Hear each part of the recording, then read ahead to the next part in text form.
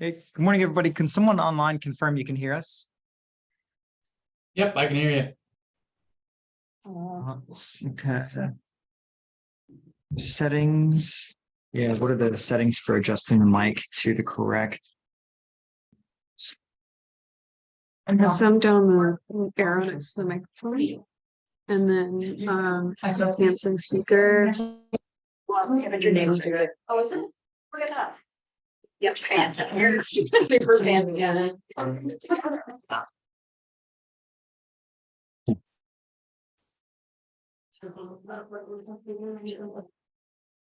Yeah, Tim, can you confirm? Can you hear us online? Yeah, I can hear you guys. Great. All right. And can you see our screen share? We've got the agenda pulled up. Yeah, I can see everything. Wonderful.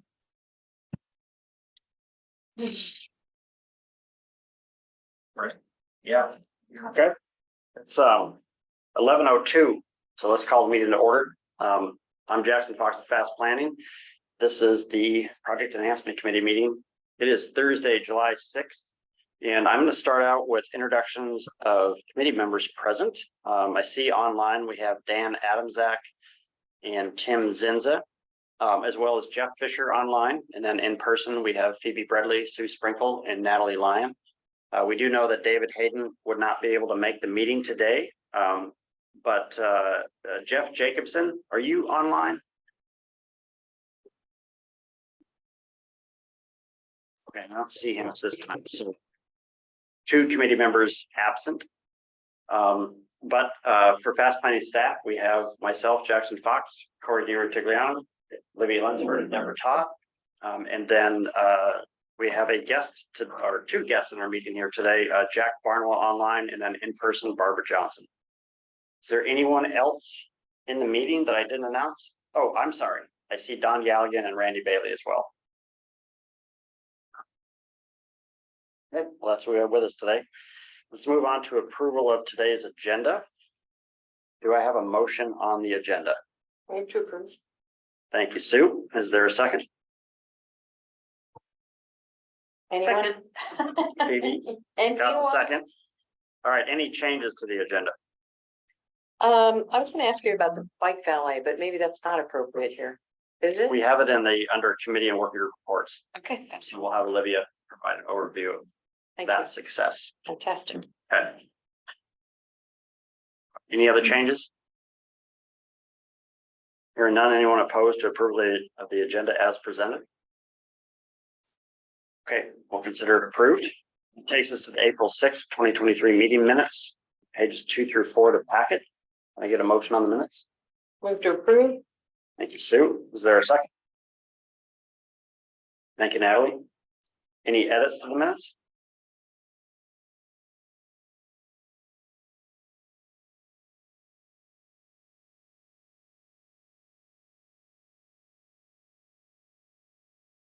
Okay, hearing none. Anyone opposed to approval of the minutes as presented?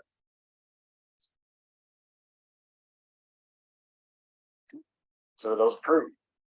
And move on to committee and working group reports, which is pages 5 through 7 of the packet.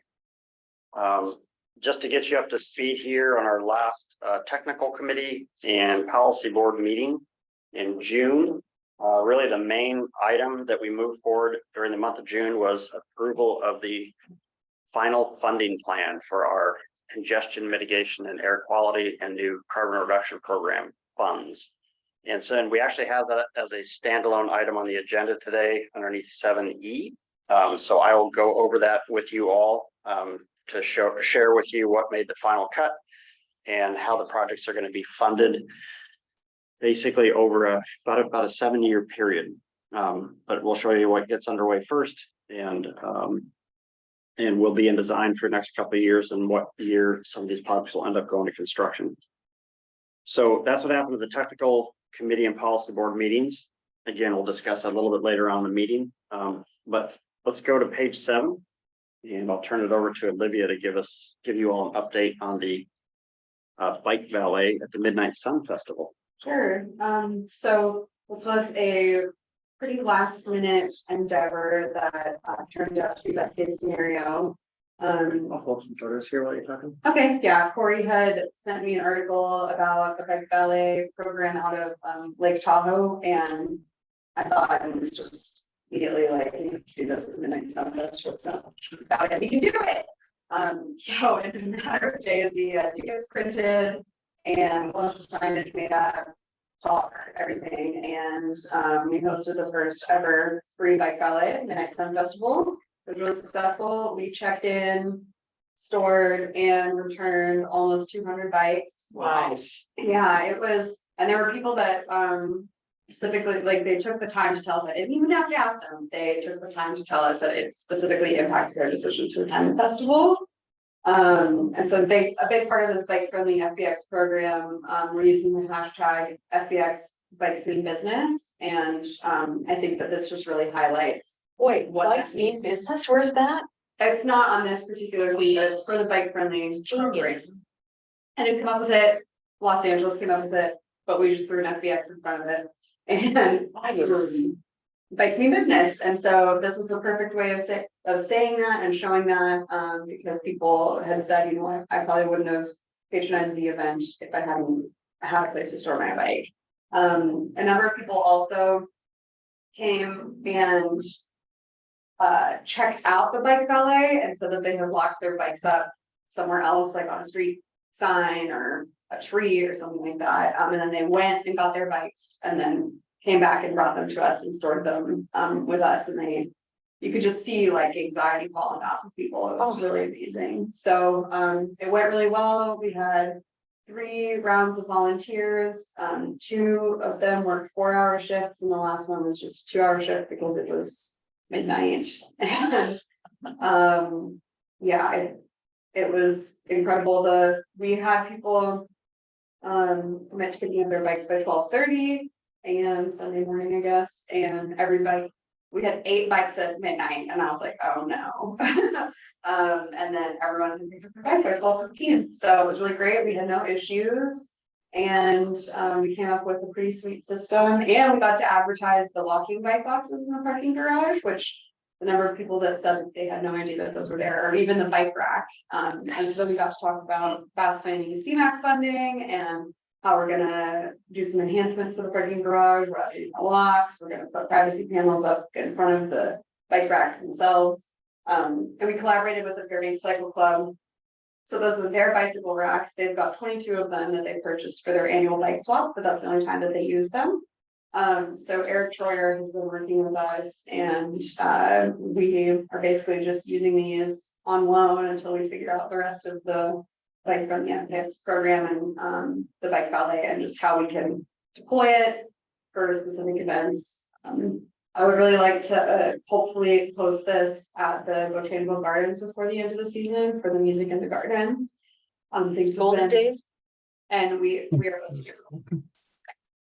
So yes, I will be in San Diego, but Corey will be running the show that day. And now we pretty much have a model for the parking garage location. So that's really exciting. And a lot of people, the other thing, I mean, because it was such a quick turnaround and such a quick decision, like we were at the downtown association meeting, what was that, Thursday, Wednesday? Exactly. And then we had to have it approved by Friday for the map, and then the following weekend was the Midnight Sun Festival, so So crazy. not a lot of time to advertise, but that was okay because the majority of people that stored their bikes said that they heard about it from the signage, either our sandwich board, which we only have 4 out, or chalk that Jackson's wife and daughter did for us everywhere. They chalked the corner, it was great. And so many people just were responding to visual signage. It was just great. So yeah, it was a huge success. I like that you put like a coat check for bicycles, because you know. Keeps it it's not easy. constant. Yeah, not everybody knows what a ballet Yeah, is. sure.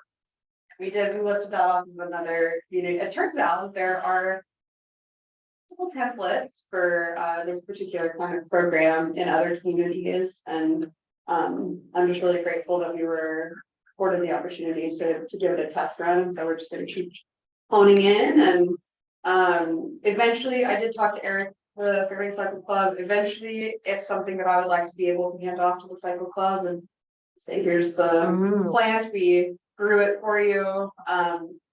And he is working towards just kind of modifying the way that the cycle club is, I guess, immersed in the community. Like they do the bike swap, which is really good, but he's kind of wanting to do more. And this, he and I were talking, and this is just like really in their avenue. So that would be the hope. Their wheelhouse. Their wheelhouse. Just do it. Like, here we go. Anyways, that would be the hope eventually. Like, I don't know if Fast Planning has the capacity to always be doing this for every event, or if we could switch off or something like that. It's volunteer based, so I'm working right now on just like trying to get like a solid group of volunteers that we can just kind of always call. But yeah, I mean, I think over time people are gonna just think that's super awesome and we'll want to Come to volunteer. expect it. Yeah, I think so. I'm so proud of you guys. That really brings me joy. I love this. This is such a good thing. Yeah, it was a great day. I was there from like 10 a.m. until 1:30 a.m. Oh, God. It was amazing. Long day. It was a long day, but it was so Wasn't it enjoyable? Fun day? yeah, so worth it. I mean,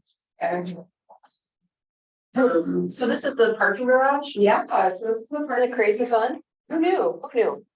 I have questions. Did you guys do the raffle? We did, yes. And Okay. actually, Explain, please. that volunteer won the raffle, which was funny because he came and checked his bike in twice after he left. So he got 2 tickets there. So I think that was math, you know? Yeah. 2 out of 2. Yeah. Yeah, his chances were higher, but yeah, so and I think that we'll be doing this, just in general, and obviously the next budget season, we can kind of like plan for it a little bit better. Yeah. But I think that we'll, be raffling off probably bike walks, most of the time, and so those tickets, I think Courtney showed you a picture, but the top ticket that we attached to the person's bike has just a spot for their name and phone number. And then the 2 bottom tickets, they take both of them, and then when they come back, especially when it's really busy, they just, you rip it, you give one to the runner, they keep the other. If another runner gets the bike, it sort of is a system to just make sure that everyone's tickets match. And then we cut that tag off of their bike and we just threw it into a bin for a raffle for the really burly kryptonite U-locks.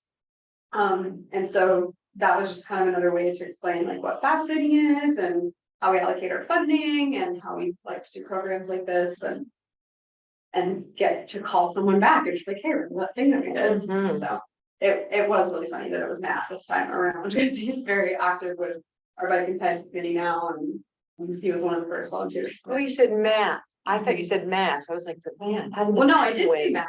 Oh, Two tickets. did you find it, was there a certain length of time people stayed? On average, we were storing bikes for about 2 hours. I would love to eventually, have a system where we can keep track of that. And someone asked us like, could you go digital and blah, blah, blah. Yes, but Wait, no, wait, like yeah. this is Fairbanks, still 1906, and people still expect like paper. And I also wanted to be an accessible thing, like there were several people that checked in bikes that might not have phones. And that was amazing, and I went out, I like left the parking garage and went and like walked around and was getting people with their bikes that they were just like walking around. I was like, hey, we'll sell that for you for free. And if you need to, like, so it was really fun. We were just out there. It was great. It was ideal. And Golden Days is going to be a hit. And I don't know how many more bikes are going to get stored, but I have a feeling people will expect it for this event. I have many more questions and comments, but I'll wait till offline. Okay. Can I ask a question about security? Like, how did you guys make sure they were secured and not?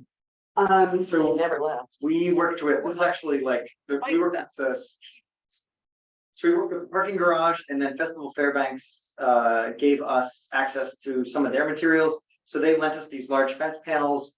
We secured them to the existing structure and then we ran them across the side. So the only entrance point to this was off of the sidewalk there. And it was otherwise completely secluded from the rest of the facility. So between, basically knitting this all together with the construction fencing, the, metal panel fencing, It's not that we would close the gate and walk away, like you still want someone present, but this prevented someone from just reaching over the rail, grabbing the bike and going.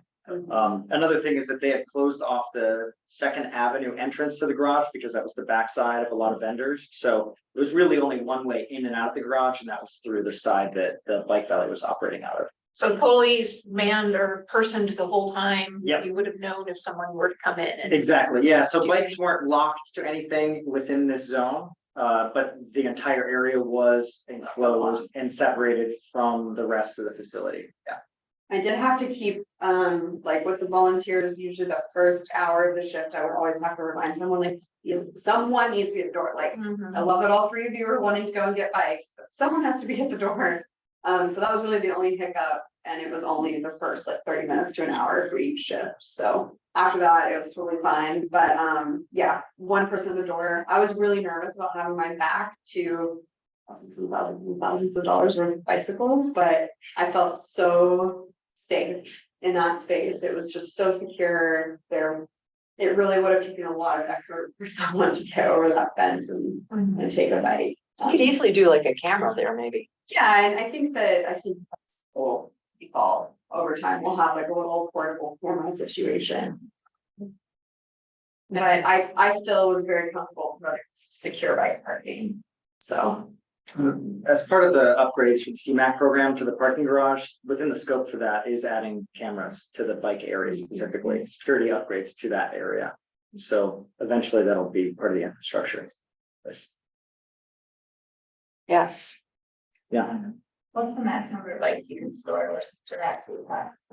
So those cycle club, those reaction improving cycle club, they're 8-footers and they can store, what was it, 6 to 8 bikes, just depending on, the ranks. We have like a million fat bikes. But at our peak, time, I went and counted. And we had, it was on average about 8 bikes per rack, and we had about 75 to 90 bikes in there at one time. And a lot of bikes with the trailers, what we were doing was wheeling them like that direction that Matt is heading. We were wheeling them that way and then bringing them around the backside of those boxes and then bringing them all the way to the front. So then they were parked in a queue up along the wall. And that was really great too, because then we didn't have to mess with the trailers at all. And so at one point we had like 6 or 7 stacked on that wall. And that worked out really well too, because then we could just pull one out and move into the lane. But yeah, I would say at peak we had about 90 bikes and a scooter and a skateboard. Someone did a skateboard. Yeah, Oh. I kind of forced him into it, but I told him he could get a bike block out. Hand that over. Yeah, I will watch that for you. Please let me watch that for you. So yeah, and there was someone that drove a cello there in their trailer, and I was really hoping that they were gonna ask us to watch the cello. Oh, That's not the case. no, I bet not. Um, You don't have the insurance for that. no. We might, I don't know. So yeah, all in all, pretty amazing, but I think that to answer your question, the max number, including the bike rack in the parking garage, I think we could have fit almost between 200 and 300 bikes in there, just depending. If we needed to, we could have just started kind of stacking them around the walls. We parked 3 tandem bikes over the course of the day, so many e-bikes, thank goodness they have kickstands for motorcycles, because I don't know what we would have done. So yeah, it was awesome. Yeah. Dorian's tandem bike with his dog. Stop. That's crazy. That's crazy. That's wonderful. Yeah. So I could go on and on, but Yeah, so I have many questions. Let's not do that okay. for everybody. Oh, God. That's awesome. So excited. So excited. Thank you. It's a win, man. That was a super win. Okay, well, that concludes our committee and working group reports. For the record, I see that Jeff Jacobson has joined us. But we're now on to our public comment period. So is there any member of the public that wishes to provide any comments to this committee today? Not seeing any at this time, so we'll go ahead and close the public comment period and move on to old business item 7A, the Airport Way Cushman Street intersection reconstruction project, which begins on page 8 in the packet, and I'll turn it over to Corey for an update. So the review of this project, or the introduction to this project was actually quite a while ago. This has been in a number of our meetings for the past year and a half. And just between the last meeting and today, a subcommittee group of folks or a working group put together red lines related to this project, recommending some modifications to the design. I'll kind of give a really brief overview here, but the full extent of those red lines are included in the project here. The goal is to kind of take a look at the DOT proposed design, which was more of a courtyard type space or a plaza type space, and then turn it into more of a sort of widened out pass-through space that has some signage indicating that you're entering the downtown core. So this is at the corner of Airport Way and Cushman. There was one change after the committee submitted this to DOT, and I'll highlight that at the end here, but it was really an effort to kind of look at signage, look at some of the wayfinding that was included there, look at where trees and fencing and those types of elements are being placed, as well as some considerations for bike and peds and where the mast arms are being placed. So it was a kind of comprehensive sweep of the design as well as the finishes that were being used in this place. So I'll just slowly kind of move down through these. This is the northwest corner of Airport and Cushman. So this was really the largest intervention in the project, was to do a retaining wall here, modify some of the plantings in the area, and then add some signage for downtown. So that's intended to be signage that is legible in both winter and summer months. It'll be illuminated and backlit in the winter months, and then in the summer months, the lighting will be turned off, and the nature of the sign is that you'll still be able to read the lettering on it. Some suggestions on the materiality. Again, this was kind of chosen and modified with maintenance in mind, and the fact that plows will be running through this area, trying to pick forms and shapes that don't really inhibit snow clearing during the winter months. And then the signage, this was a sort of default signage. You can see a note here that says owner provided ACAD file for custom lettering. So the committee came up with a materiality and then also a method for kind of cutting out these letters. And then this is the final signage that was submitted. I did get a chance to get an over-the-shoulder review with a couple of graphic designers down in Anchorage as well, and they recommended, we were pushing for uniformity of panel sizing just to keep this simple, but they did recommend narrowing up the I, because the kerning that happens between the A and the R will be pretty pronounced at this scale. So the modification that we made was to slim up that panel, and the last page will show that tightening up. In order to sort of simplify the design, there were some recommendations also to remove some of the decorative paneling down in this area. Again, because it's a pass-through space. And we didn't want it to interfere with the plantings and other signage. Right, we didn't want it to obscure the plantings, to be able to see everything through it. These planters were also recommended to be omitted from the design, as everyone knows, further up Cushman to the north, it tends to clutter up the sidewalk and make it kind of difficult to pass in certain areas. So omitting these prefabricated planters in this area will help keep the sidewalk broad enough to pass. On both sides. On both sides of Cushman, north of Airport, yep. And then there were some modifications about the returns. So this is just that one switch that I wanted to show everybody. If I can zoom in, this is the sign before that one modification to the panel width. So it's not super obvious here, but then when you look at the sign below it, Fairbanks looks sort of more naturally typed out there. Good call on that, by the way. Good call. Yep, yeah. There's kind of a balance to try to, not make things every panel unique, but try to allow it to be legible. Corey, I have a couple of comments. First of all, I like the perforated steel or perforated metal sign. It gives it a little softness, which I like, and obviously it allows for light spine. I I noticed in the packet that the surface was rounded. At least the first time I looked at it, maybe I mistook it, but So I can go I back. was just thinking if the top of the concrete wall is flat. That would possibly be a problem, but if it was domed or slightly sloped like a hill, it might be easier to keep it from being misused, shall I say. And I believe that is, I believe the top surface is sloped, so let me go to, Go to page 8, the very first page, is it page 8? page 8 packet. There you go. So there's a slight flat spot above the signage itself, but then it does taper down to the sides. And that's mostly to try to, maintain lines of sight and not have a big, area back behind it that is out of public view.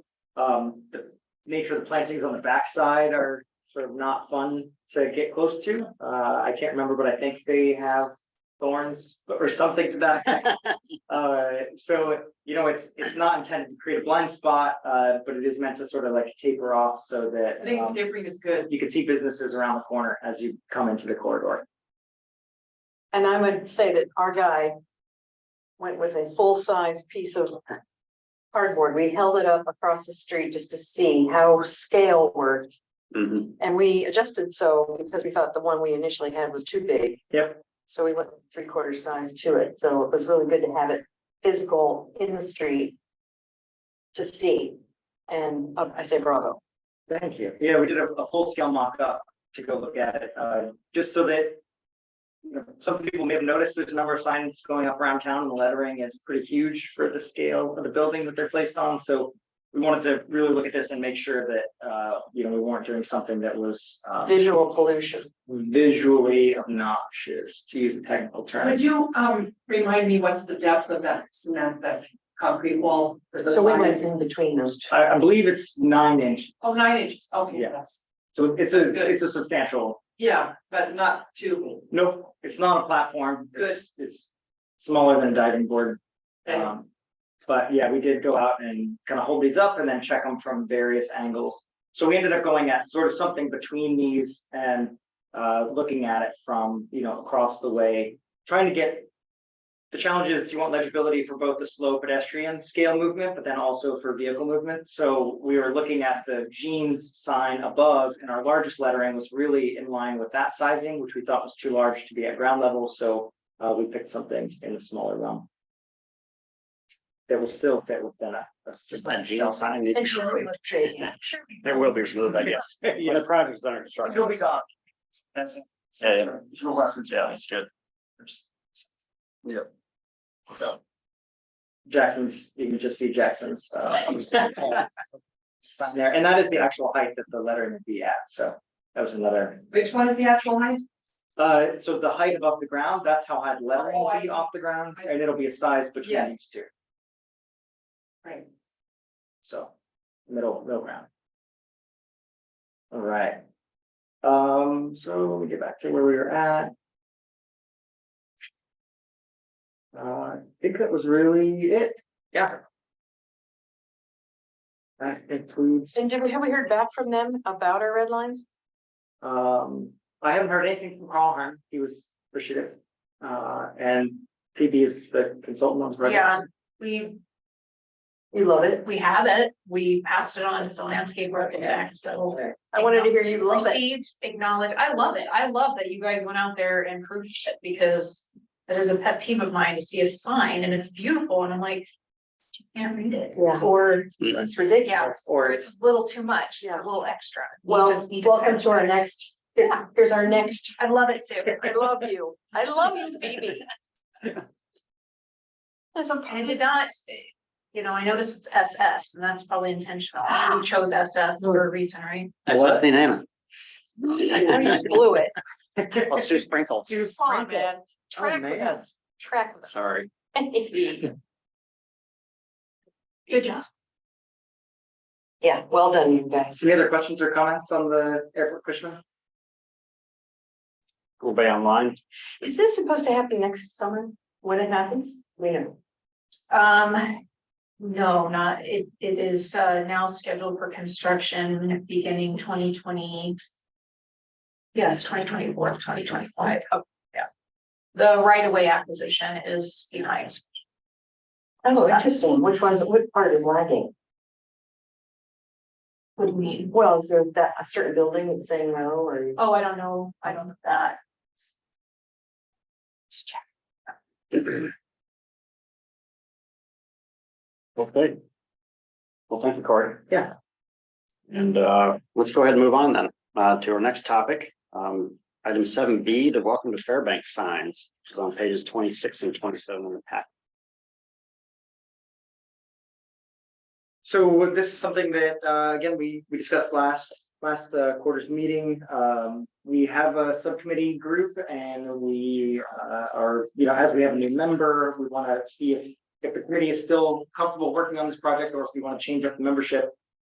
This doesn't have a timetable associated with it. However, this is something that Bryce Ward asked us to take a look at, and I believe in when is this term ending? Is it this year? Next fall. Next fall. So rather than just have this kind of like linger on, I think it's something that we should try to get some materials together for and some design sketches for presentation at the next meeting in October at this group.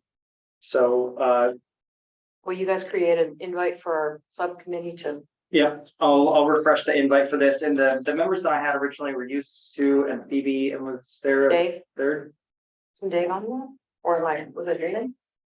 I can't recall. I don't recall. I feel like he was Natalie? involved. Yeah, there was a big joint one where we talked about a lot of things. Jackson, what's the rule on number of members at a meeting before it becomes a public? If we have a subcommittee of 3 or more members that meet, we just have to notice it in the paper and advertise it as open to the public. That's all. It's not that big a deal. No, I wouldn't It's just think so. Cool. if you want to do a subcommittee meeting tomorrow on Friday and you have 3 or more members, you can't do that. We gotta get ads in the paper and stuff. This is a separate committee, standalone for fast. I mean, we don't have to go through the new quarterly meeting through the borough stuff, right? Where they just made committees have to go through quarterly versus monthly. You do quarterly, but I don't know, you don't answer to the borough in anything, right? No, we don't. Very good, thank you. That's why we're all so smiley right now. You said it, I didn't.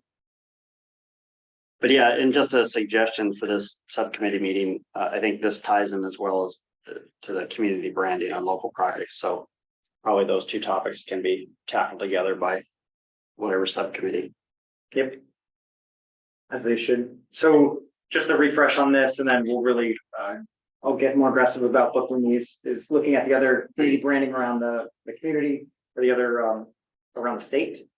So these are ones that were present in Fairbanks, a mix of these sort of wood signs, which after speaking with John Haas at the borough, they're slowly decomposing and they're being removed from all over. And they're very dreary. They're a little heavy handed.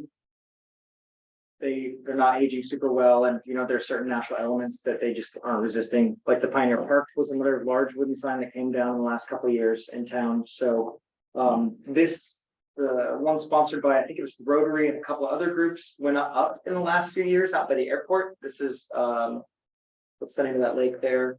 Green Lake. Ween Lake in the background. So this is right as you're turning left out of the arrivals and drop off lanes from the airport. So it's a mix of concrete and steel. So the steel, similar to what we did with the Fairbanks downtown sign, that may be part of the material palette that is considered for any Welcome to Fairbanks signs. 2 things that were suggested were locations for these. Would be one along the parks on the way into town, and then on the Richardson coming from the opposite side into town as well. So potentially part of this group will be to suggest a couple locations. And keep things in mind of, are people passing by these? Are they pulling out? What might those different experiences be? Obviously, there's cost increase with providing a pullout. And as was listed in the original capital improvement project, was providing restrooms and views and other things, but that may not be feasible for all sites. So the design for this will consider all those elements. Any questions on it? Yeah. Yeah. So should we be thinking about this they're like entry signs to the borough, right? So it might say, welcome to Fairbanks North South Borough. No, I think they're just Fairbanks. The one down the bridge. It's after North Pole, closer to town. welcome to the borough signs are pretty small. So along the parks. Bridge, Yeah. and they're just kind of in the middle of nowhere based on corporate boundary. Got news down there though. That's true, yeah. We're looking at these being more immediate. So one of these signs would be past Esther. But before the Geist Chino pump turnoff. So maybe recycling this site. This is the one on the parks right before you get to the Chino pump exit. It's off on the right hand side. Yeah. And there are pull-offs, and I think there's some access back into that sort of riparian corridor repair project that they're doing. And people also pick berries in this area, so whether or not that's sanctioned by DOT is a totally different thing. Is lighting a thing for signs or no? Is that a It should be. conversation? I think it should be. Oh, absolutely, yeah. Right now, this is passively lit by the lights along the freeway. But there's nothing there. And some of these other state examples, I don't know that any of these have lights that I've noticed. The Soldotna one almost looks like it's lit from within, but it's hard to say. That is so bizarre to me. Welcome Very to the modern. corporate sanctions of Soldotna. Yeah, corporation of Soldotna. This is a river. It's the fact that it's batted in a huge crispy, polygon like that. But I think part of the vision is that Soldotna feels very much like this, doesn't it?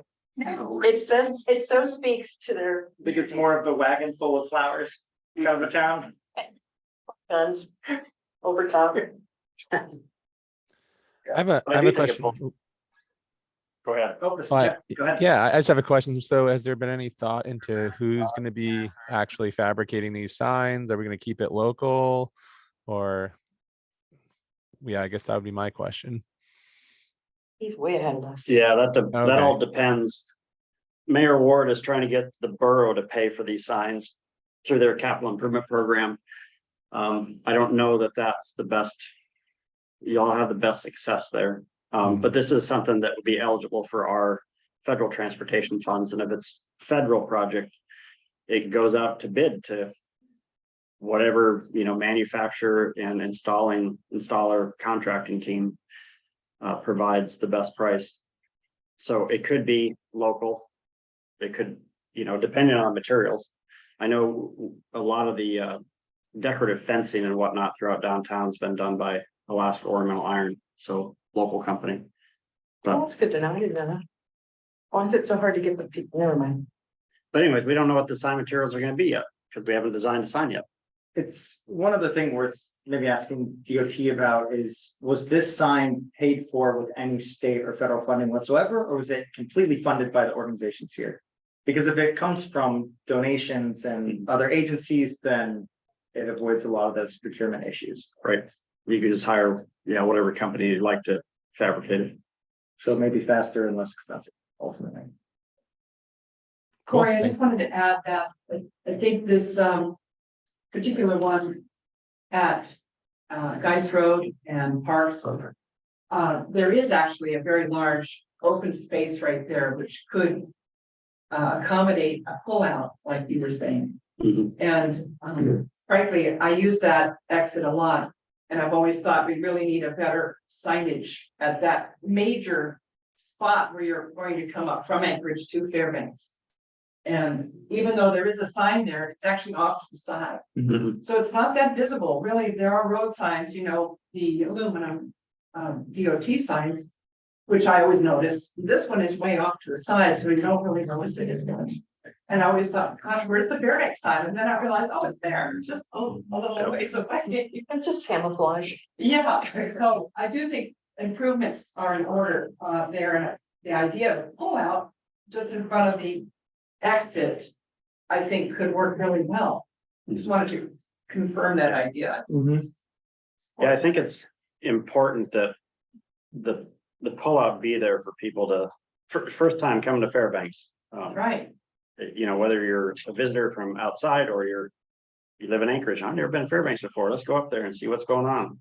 But you want people to stop and get their picture next to the sign. Right, because otherwise if you continue, you'll end up on the Mitchell Expressway.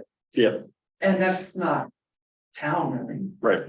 The So- only concern would be to pull back on onto a highway with a curve, so that might be tricky. Yeah, well, and all the DOT people. Yeah.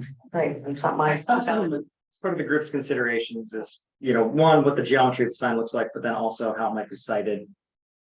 And think about the arrival. I mean, with all these, many of these other signs, you are, with the exception of or even the East Ramp, actually, this sign has an area off the side where you can pull over and there's some informational plaques there. But all these other ones generally have a parking area near them where you can get out and go take a look at them, or you're walking right past them. You can see how well trod some of the areas in front of these are. And you're right, people do like to take pictures of the sign. I was there, here's my picture. Right. Yeah. I've done that. Since this is a borough kind of sanctioned thing, and I don't mean to complicate it, but could this be like an opportunity where you put out to the schools, like an art contest almost, and get input from kids? Just thinking of like generational turnover of the community and what it looks like. Why are you, what's happening over here? You keep talking. I love you so much though. Oh, So maybe to give an example, and Barbara's in the room for this, is that what school was it? Barnett Magnet Yes. put out a competition to design the artwork that was going to go on the exterior of their building. And then once the kids did that, some artworks were selected, and then they were basically polished through a professional design outfit and then turned into an actual object. So it wasn't, pencil to metal work by kids. There was some like professional intervention that helped basically bring it up to a functional level of public art. The murals on Barnett School were done by kids, for example. But you can't, it's not, like you said, it's not just a child going up to the wall and writing. right. Yeah. So, It but just they- gives me pause. So, To get kids involved with anything, no, it's just like, another level of difficulty. not even, there's just a part of me that says, like when they have local chamber, here, do us a free t-shirt. And 400 people will do a logo, and then you end up with there is the polishing I want. I think that's what it is. I just want something that looks Oh, like for it's sure. been handled professionally. You have a graphic design background. Sure, but it makes me ache when I think of, and I see some of these other signs, please. I don't want to think, I love the Talkeetna, love it to pieces. But it works that way. If you were to say, okay, now I'm gonna make a $5,000 sign out of that, I would cringe. There's a medium area there, but I think, and what happened to Homer? Homer disappeared. I don't know, something happened to it. Oh, okay. I'm trying to undo it, There but was a. Okay, no, was it, did it go off the sign? I dig what you're saying. I think there just has to be a little babysitting. I do have some comments we can talk about after regarding children getting involved in public art projects. I used to do that. That's a project I did. It does take a few more months. You have to generate the program and the buy-in and the teachers and so on. But we come out with some real nice things. There may be ways to design something that can accommodate additional design by children into it, almost like a quilt project. Where you think about there's components that the community can continue to add to, so it continues to grow a bit, rather than a stamped and totally finished, never to be modified type of design. And that goes with your idea about the generational aspect. Oh yeah, I did that when I was in elementary school, and then somebody else did it, in high school, you would have the different ages on that over a period of time, I think is one nice thing. You don't have the yellow heart of rocks. There's no place to pull over and take a picture of that without stopping under a bridge. Just not stop. So. I It should looks like it's been recently painted, by the way. It's There is maintenance gorgeous. money for that. Just Refreshed. pour a bucket of. Just needs to go. There, and there are two of those. There's one on Mitchell, right? And then there's one on going from the airport, from the airport down to Actual couple. I'm looking. Anyway, that's nothing you celebrate. Right? Remember that? Oh, yeah, it was marigolds, yeah. But who did that? Was it Burrow putting the flowers in? Must have been. It's all of them. Just point fingers. Yeah. So, Love that. I missed, oh, community branding on local projects. Did I miss that much? Oh, No, that's, okay. Do you want to skip to that to tie this in and then go to Turner afterwards? Sure, yeah, Let's do that that. sounds good. So let's just go to page, 34.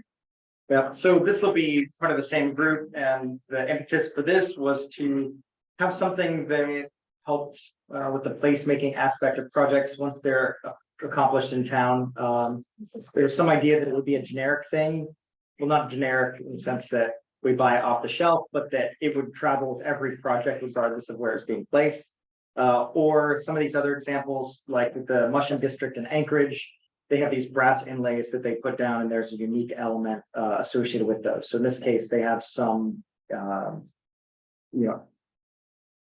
annotation about, a specific person or kennel club. So other things for the same group to consider are, what's a more micro version of Fairbanks branding that happens to projects as they're completed in town. And was there any other background that Mayor Ward had provided related to this? No, he just wanted a, Fairbanks North Pole brand that, as we do transportation projects all throughout the community, that there's basically kind of a stamp that's somewhat cohesive. So he's not talking about just like, here's a sidewalk project, I'll put a stamp in there. He's talking about something bigger, like a new bridge or a new. Well, I mean, I guess his vision is similar to like, Cushman Street, like the wayfinding signs, the blue, the gold, the aurora, the sun, having the kind of a style for, the different elements into our transportation projects. So Okay. down to the color palettes and everything else, Brand but, book, right? Yeah. Okay. and we have a little bit of that, we've got our dredge bucket brown that we use. We don't need that. No, it's fine. It's great. Yeah. It's like. And we have a wayfinding, sign style that's been incorporated into many projects over the years, and it's going to be expanded all the way out to the airport. So, we can kind of check that box as we continue the transportation projects, but I think he was, specifically looking for, in addition to this branding that we're doing, he wants something in the asphalt. And an idea is like down in Valdez, they've stamped rockfish and flounders and things like that into their sidewalk all over the place. How long do they have snow on the ground? Not very long, Right. even in the middle of the winter, a lot of times their roads melt off. They have mounds of snow everywhere, but Okay, just keeping it. it's such a moderate climate down there. Correct. You can see it. Yeah, I mean, if it's on a horizontal surface, obviously it's included in the winter, but we also have examples like the church, forgetting the name right now, on the Cushman Bridge, Immaculate Conception. There were those ravens that were put on the vertical surface of the fencing there. So there may be some way to do a vertical element as well, so that it's visible year round. Yeah. And that you don't lose it in snow during the winter months. And like Again, in New part of our Orleans, they've got conversation, their bollards all have the horse on the top and the French Quarter. Oh, That kind of a thing. I didn't. Yeah. So. Yeah. No real guidelines on this. That's kind of fun. But this could also be a tie into the, Athabascan culture. True. In Homer, we just won't pay attention to that anymore. I don't know what happened to it. There's given. So I think I think all ideas are on the table for this subcommittee meeting. And some of this branding or style or some of these design ideas, I think could fit the Welcome to Fairbanks signs, as well as some of these kind of brass inlays or concrete stamping or something, whatever it may be. So when we go, because of Turner Street and the way we work, maybe you could open up some sort of working document where we could throw ideas in before we actually meet up. Yep. Yeah. Our mood board, for lack of a better term. Vision board, yeah. Okay. All right. Should we move on to Turner Street? Yeah, Okay. page 28. I like that vision board. Yeah. Okay. So let's see, an update on Turner Street, to provide, again, a little bit of project background, because we do have a member, Jeff Fisher, on committee now. Sue Sprinkle brought the idea of this project forward. Sue, do you want to provide any quick intro of the motivation? You say it so well, but I will just say that, having lived here for X number of years, I just kept tripping over Turner Street and the bits and pieces that were unsightly, unused, unkempt, confusing to me. It turned out some parts of the street were neglected. Some people thought, oh, the city owns this, some don't own this. So this was to me a way to stitch it together and make it an alternative to a Cushman Street thoroughfare, which is quick moving traffic. And this would be pedestrian friendly, working people from the river to maybe other places to enjoy, and brought it to this committee. And I think we really have been making some lovely strides into what would be a public conversation to infrastructure and public use. Okay. So an update on what's been accomplished since we really looked at this last time is we did create the packet that I was able to take to owners.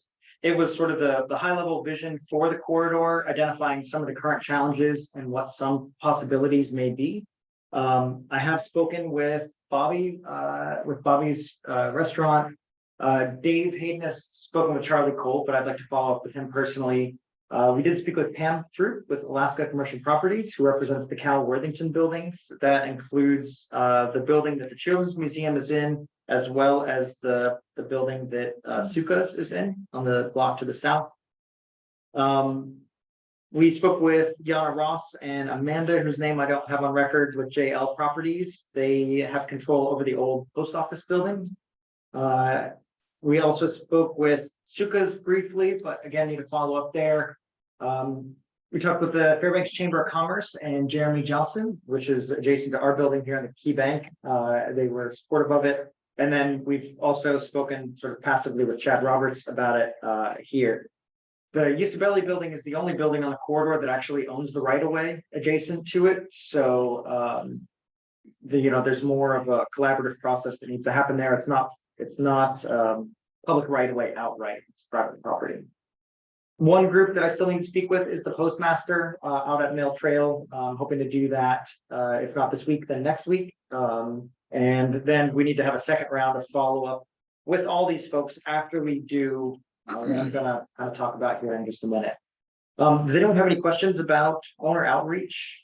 So you're getting. Yeah, I do. Oh, yeah, if I could have the floor. This is Tim Zinza. Yeah.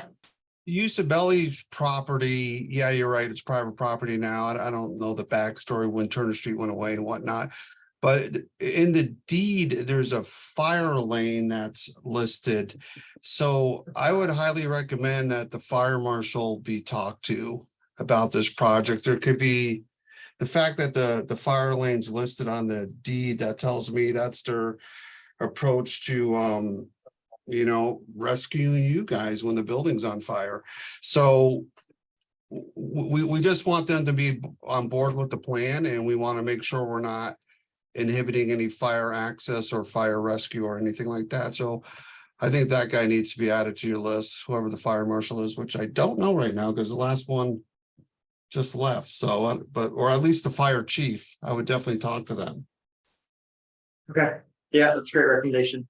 I know that the fire control center for this building is located off Cushman Avenue entrance. But it'd be good to know what their intended access is, uses for this Turner Street remnant.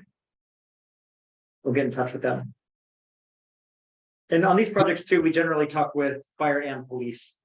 So Yeah. Well, there's a fire lane that's actually physically on that deed, which I found interesting. It's called out as such, so I don't know if that's part of their plan or not. I don't know if they need to circle the building with their trucks. I don't, that's just, they need to get involved. So, all right, that's all I had. Okay, Great, thanks, Tim.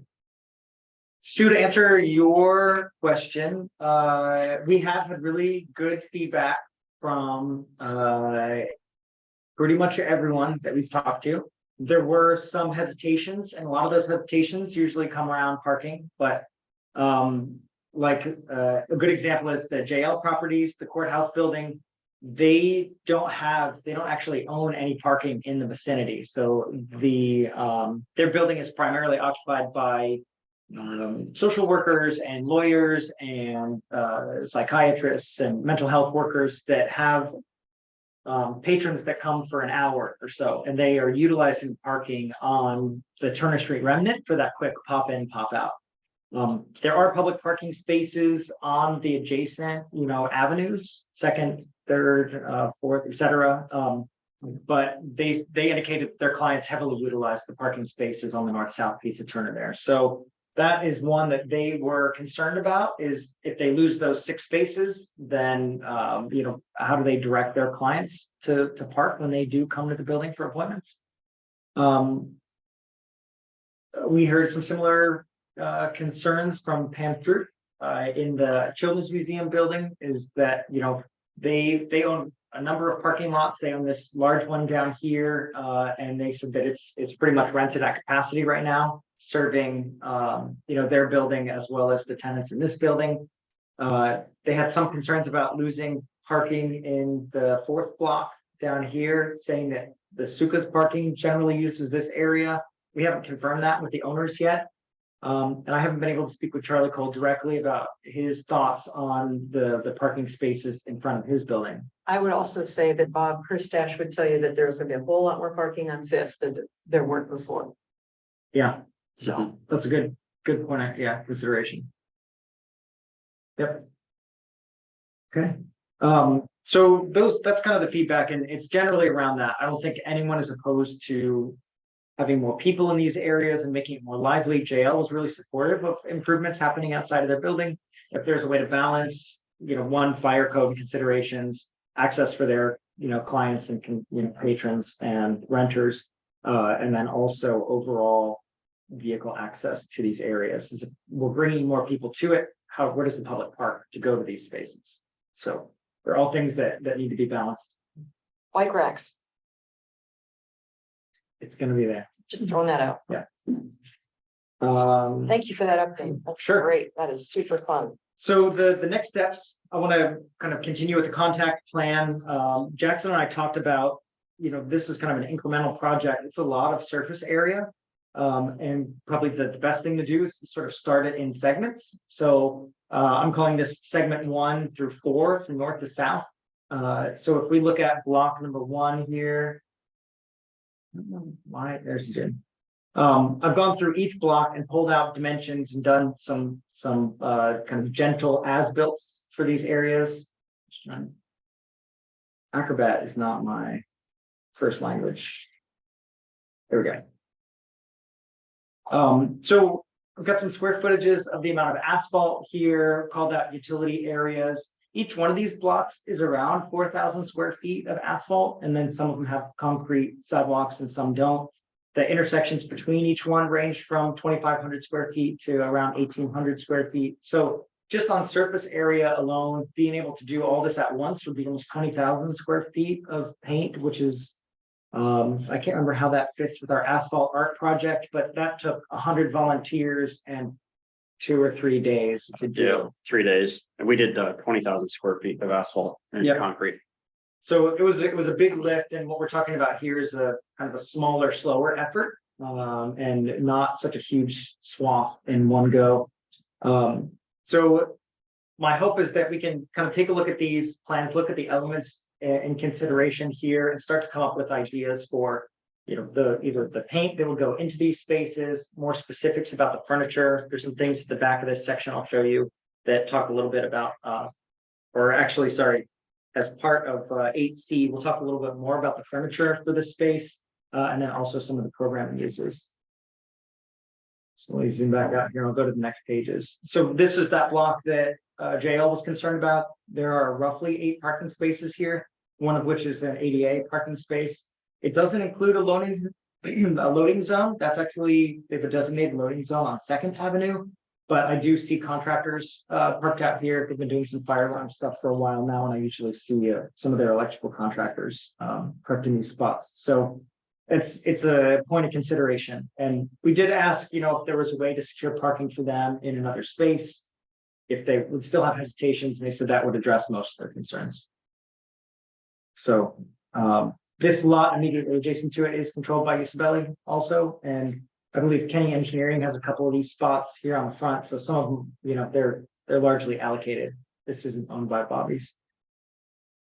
Bobby was interested when I talked with him outside of his building in having more activity in the area. Good. I think some people were concerned that would he view additional food as some sort of competition, and I think he's generally pro activity and economic development in Fairbanks. So I was happy to do that, but I'm going to follow up with him now that he's had some time to look at it. I do know that Bobby does Thanksgiving outreach every year. So I mean, he's community minded. Yep, certainly. Yeah. On the next block to the south, the Children's Museum is actually the block that we thought would probably be the easiest to do first, just because they are very vocal supporters of it. This is a designated pedestrian access corridor already in the deed.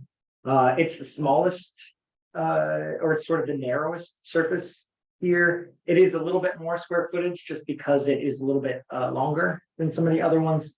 But it is also already a heavily pedestrian use area for the amount of people coming and going from this building, including the Children's Museum tenant.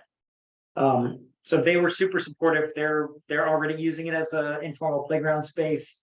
So in the development of the paint for this or what goes on the ground here, they would be great to coordinate with because they had some ideas or thoughts about either the types of play equipment, types of furniture, or what patterns go on the ground that might serve as sort of play equipment passively. You've labeled those as rain gardens. Are they as such or what you think? Because we didn't talk rain garden, I don't believe. I need to take a look at them. They are open-ended in various spots, which makes me think that runoff is intended to drain into them. So I don't think that they're formally planted in that way, but they're functioning like a There's something infiltration there. basin. Okay, very Yeah, good. it's That's what there. you're saying that's what that is now. Yeah. Okay. very good. Yep. We'll double check. Yeah, that's existing, Okay. I should say. Thank you. And then the last block to the south, segment number 4, is the largest square footage, and programmatically, this is the one that we had discussed, being a more substantial gathering space with maybe a temporary stage set up and more seating. It's around 6,800 square feet. It's already got some existing improvements to it, the kind of rain garden area down here, and part of this effort might be suggesting changes or modifications to these existing planters. What they do to access these areas, how they create bottlenecks in certain spaces. I want to get more of a sense from Charlie Cole about his history with these. Thank you, because I was going to ask you, if that's still city property, Yes. he can yell about the gardens, and he has done, but they are really still city property, right? So if Yes. those were eliminated. Yep. Okay, that could be done. Hey, Sue, yeah, this is Tim. That whole block between 4th and 5th is city property with the exception of the little building on 5th. That's a lift station.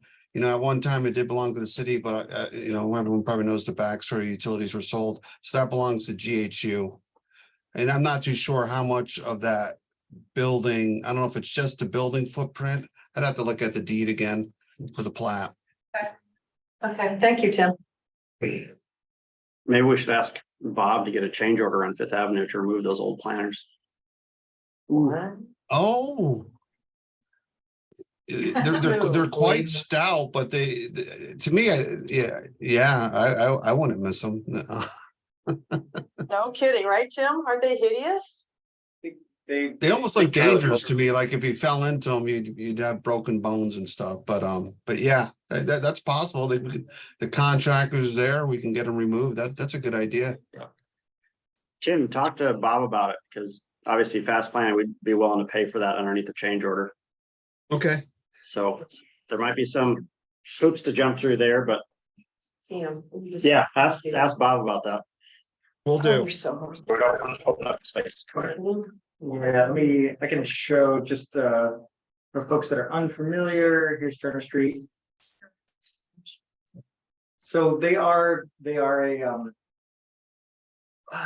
let's say organic type of Yeah. planter. That'd be very kind. In that space, and they're super irregular. Just been so visually polluting. I mean, in some ways, I appreciate that they constrict traffic and they divert traffic. You know, it's not just an open concrete or asphalt free for all in this area, but they have been fallow. I don't see anyone actively utilizing them, and recent attempts to do things to them didn't go as planned. So they do seem to be neglected at this point. This whole area is like a. It's very frightening. It would be really It nice. doesn't to- say welcome to Fairbanks. It would be really nice to Oh. be really nice to see those go and start fresh and something more kind of with the times of where we can be with green infrastructure and managing water. Yeah, it'd be really, and yeah, I think there could be a lot of improvement there. Great. Jeff, would you be interested in joining the Turner Street working group? I would love to, yeah. If there's a spot for me, that would be great. We'll make one for you, Jeff. Yeah, I mean, there's the planting component of this is large. Some of it may start out as more sort of temporary in nature while the space is getting its legs under it, but with your lens on this space, I think it'll help improve it. One thing that there's a lot of history with that section of Turner Street, and that various different groups have planted or done parts of that garden over the years, from Rotary to I'm not sure if it was Festival Fairbanks at one time, Lions Club, Elks Club, things like that contributed to building them. But as their energy level and volunteers drained off, Away. just went away, it became a neglected area. So that's the concern, that any of these improvements on Turner Street is some sort of longevity maintenance plan of how we're going to continue making sure that it's a nice place to be and not an abandoned, forgotten, we don't have time to do this anymore kind of a place. Yeah, I appreciate it. Yep. Okay. I'll talk with Julie Jones with Festival Fairbanks and see if she knows of any active groups that are planting in those or has their eye on them. Last time I passed through there, I didn't see anything, but I wasn't explicitly looking for it. So, all right, and I think that might be the last piece of this packet. So, what I am looking for is to finish the conversation with the owners. And what I'd like to do before I do that, though, is have some more concrete ideas about what exactly goes in here, start developing some rough schedules, and then also think about rough order magnitude costs. And we can look at what fast planning can contribute and how to potentially phase this project out. I have a comment. Yeah. Regarding Turner Street and some of these more or less neglected areas, it makes me think of needs. My family was located downtown for many years, since the 40s, and so we see a lot of transient people. Is there a public toilet facility somewhere? I know that's controversial, but I mean, I might as well. We No, talked no. about one. You're talking Yeah, about- we did discuss one for the second block between Bobby's and the old post office building. That, again, the concepts of what goes where is very flexible, but one was discussed as a food truck park, which, if you're gonna have any kind of food, you also want to have Facilities. waste facilities, Yes. so that you're not leaning on adjacent business owners to Yes, provide their facilities for exactly. that. So Okay, we have looked at some permanent and semi-permanent structures that could go there during those seasons. They could either be hauled off, or if it becomes more permanent in nature, it's right on top of a utilidor and could be tied into existing infrastructure. I think it's worth considering, yes. Yep. Great. So there are great precedents for this. The Chicago Riverwalk is a good one as of late, where they redeveloped that whole area. There are a lot of businesses that operate seasonally out of that as vendors. And then they have a public restroom facility that basically the vendors provide the punch code to get into I see. to the people that use, I see. that are using their, Right. businesses. Mhm. So there are some models for how to do sort of quasi public, private or Controlled, yeah, although controlled access restrooms that maybe they're only available during certain hours, as there are people there to monitor them and. Or seasonally, like at Trail Park, during the summer months, Yeah, not in the winter. Yeah. yeah, so that's definitely a consideration here. All right, great. That's all I've got for Turner Street. So stand by for an email update and we'll need another committee meeting. meeting for that one. Yeah. Okay, Corey, could we get a sample copy of what the informational packet that you dropped off to these groups are so that we're all on the same page if we're approached by anyone? yeah, absolutely. I'll send it over to you after this meeting. Thank you. Mhm. Okay. Let's move on to our next topic. On our old business 7E, the congestion mitigation and air quality and new carbon reductions program funding. Included in the packet beginning on page 35 is the final approved funding plan. It was approved by our policy board on June 21st. This table that's included in the packet shows our old project nominations from 3 years ago in this green table, and then the subsequent pages in the packet, and the yellow tables are all the new project nominations.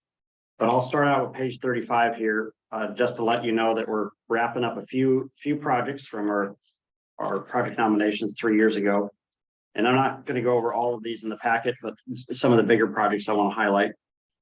So on this first page, the Pearl Creek Elementary access improvements and motor vehicle plugins, that project will go to construction next summer in 2024.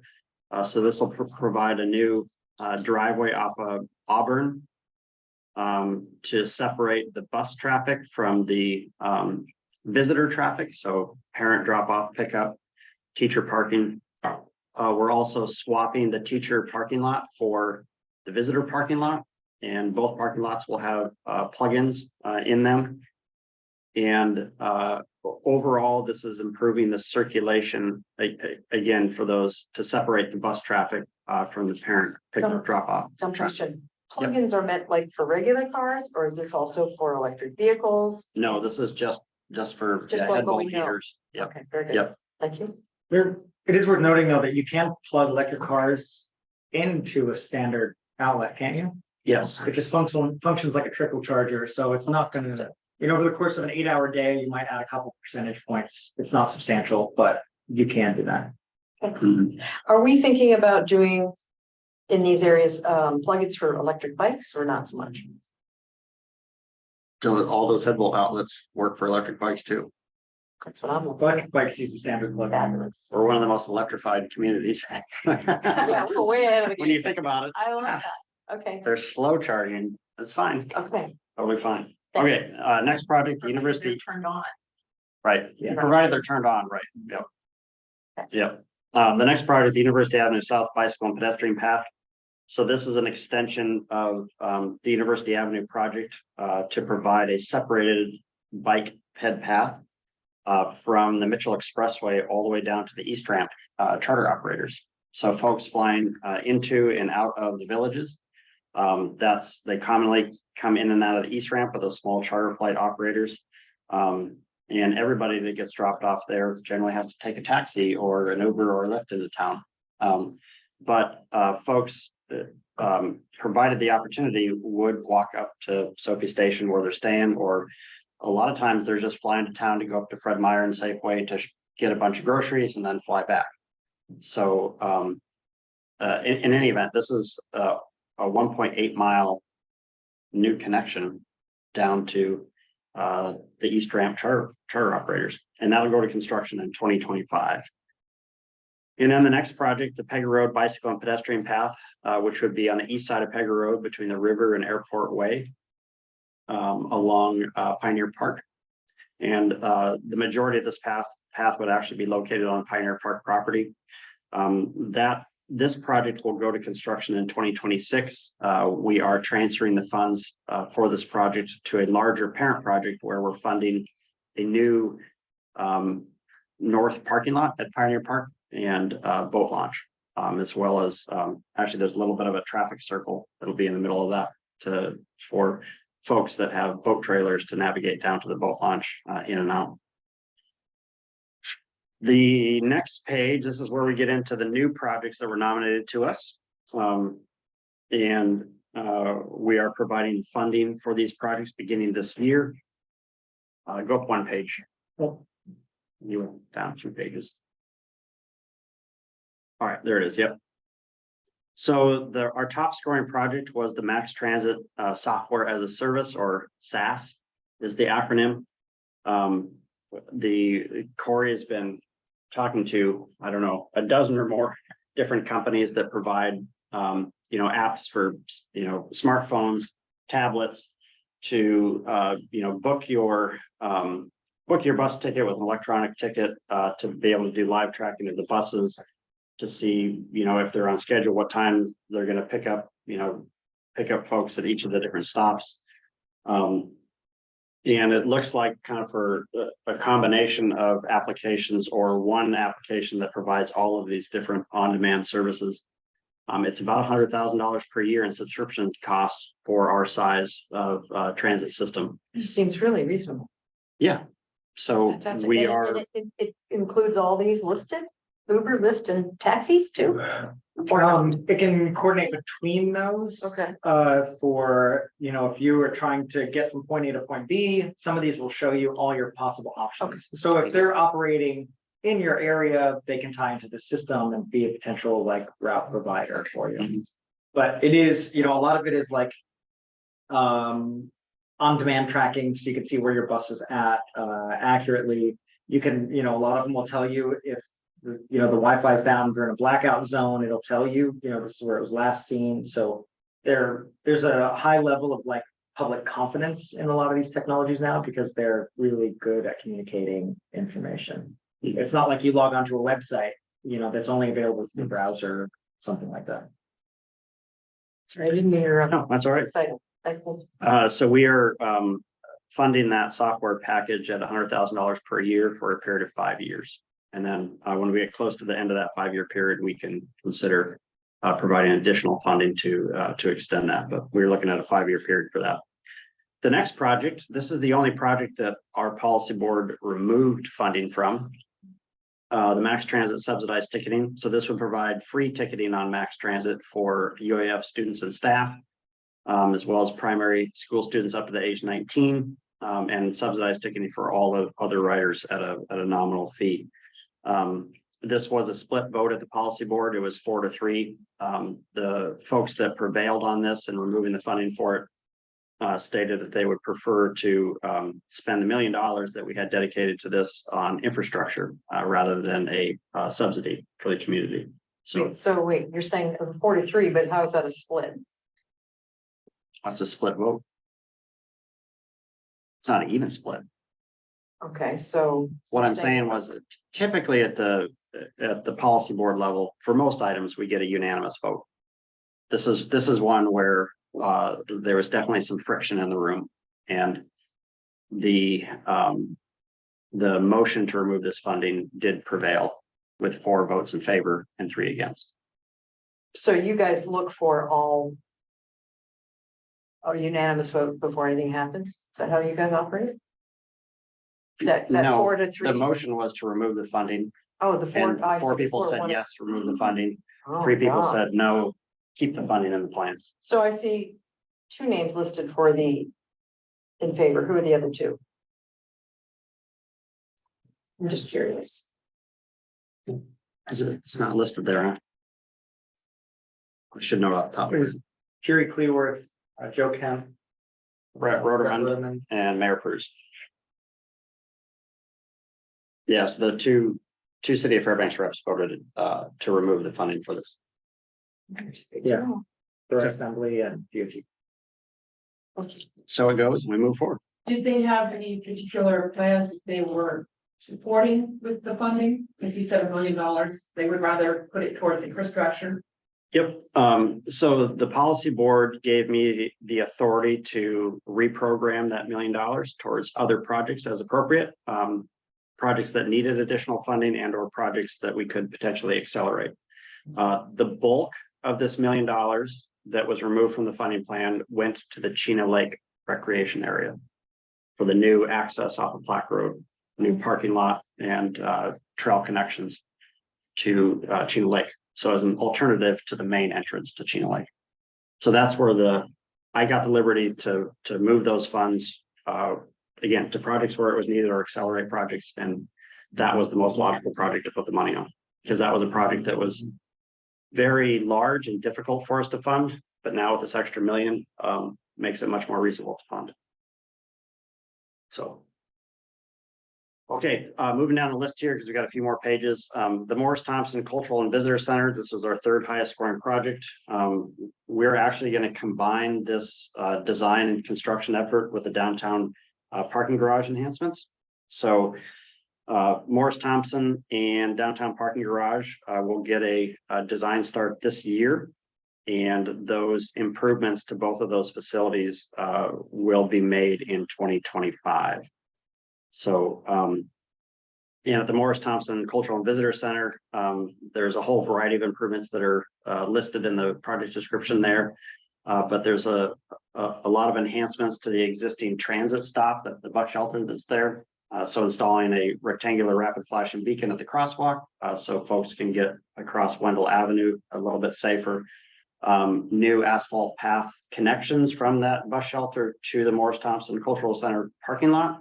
You can see two very informal goat trails where people walk through the shrubbery out there. So we'll formalize those. And then the electronic display panel for the visitor center has not been functioning for some time. And it is, I think it's getting close to 15 years old, maybe not that old. Standing along the Yep. edge, it's not working, huh? It hasn't been working for a long time. Every time I drive by it, I'm like. Yep. It's not working. Yeah.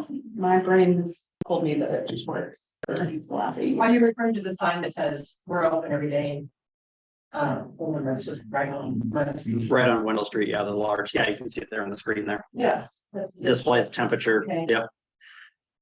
It'll be, a modern digital message sign, but it will be advertising community events. It'll be advertising air quality alerts, a variety of different messages. A little bit bigger than. the program boards. Or same size? No, it's got to fit within that frame. It's Okay, going to be the same size. all right.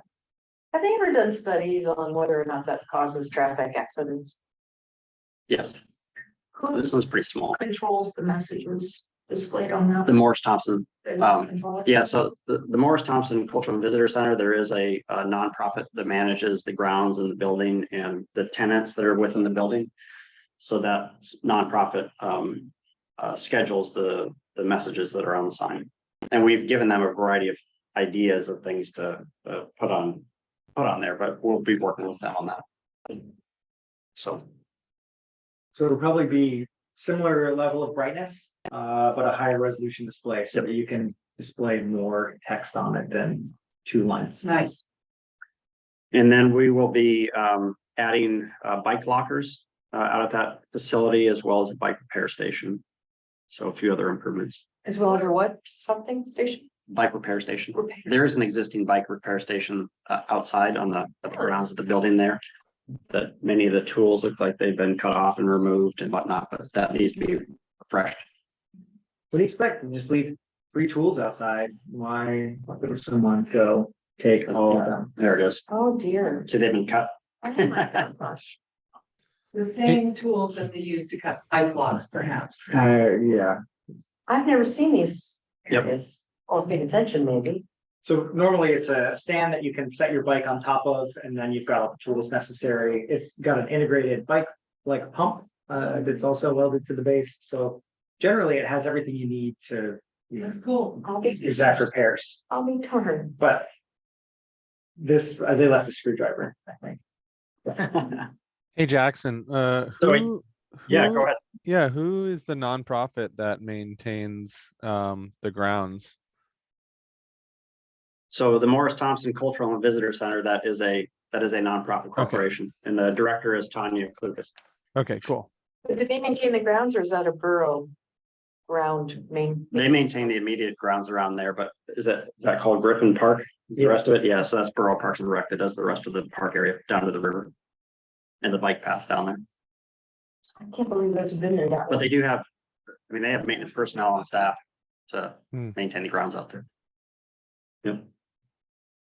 So that project again will be combined in the design effort and construction for downtown parking and garage enhancements. And the parking garage enhancements include restriping all of the parking stalls in the garage, refreshing all of the signage inside of the garage, providing the large P signs on the outside of the garage to promote driver awareness of the parking garage, as well as a giant neon arrow to the parking garage entrance.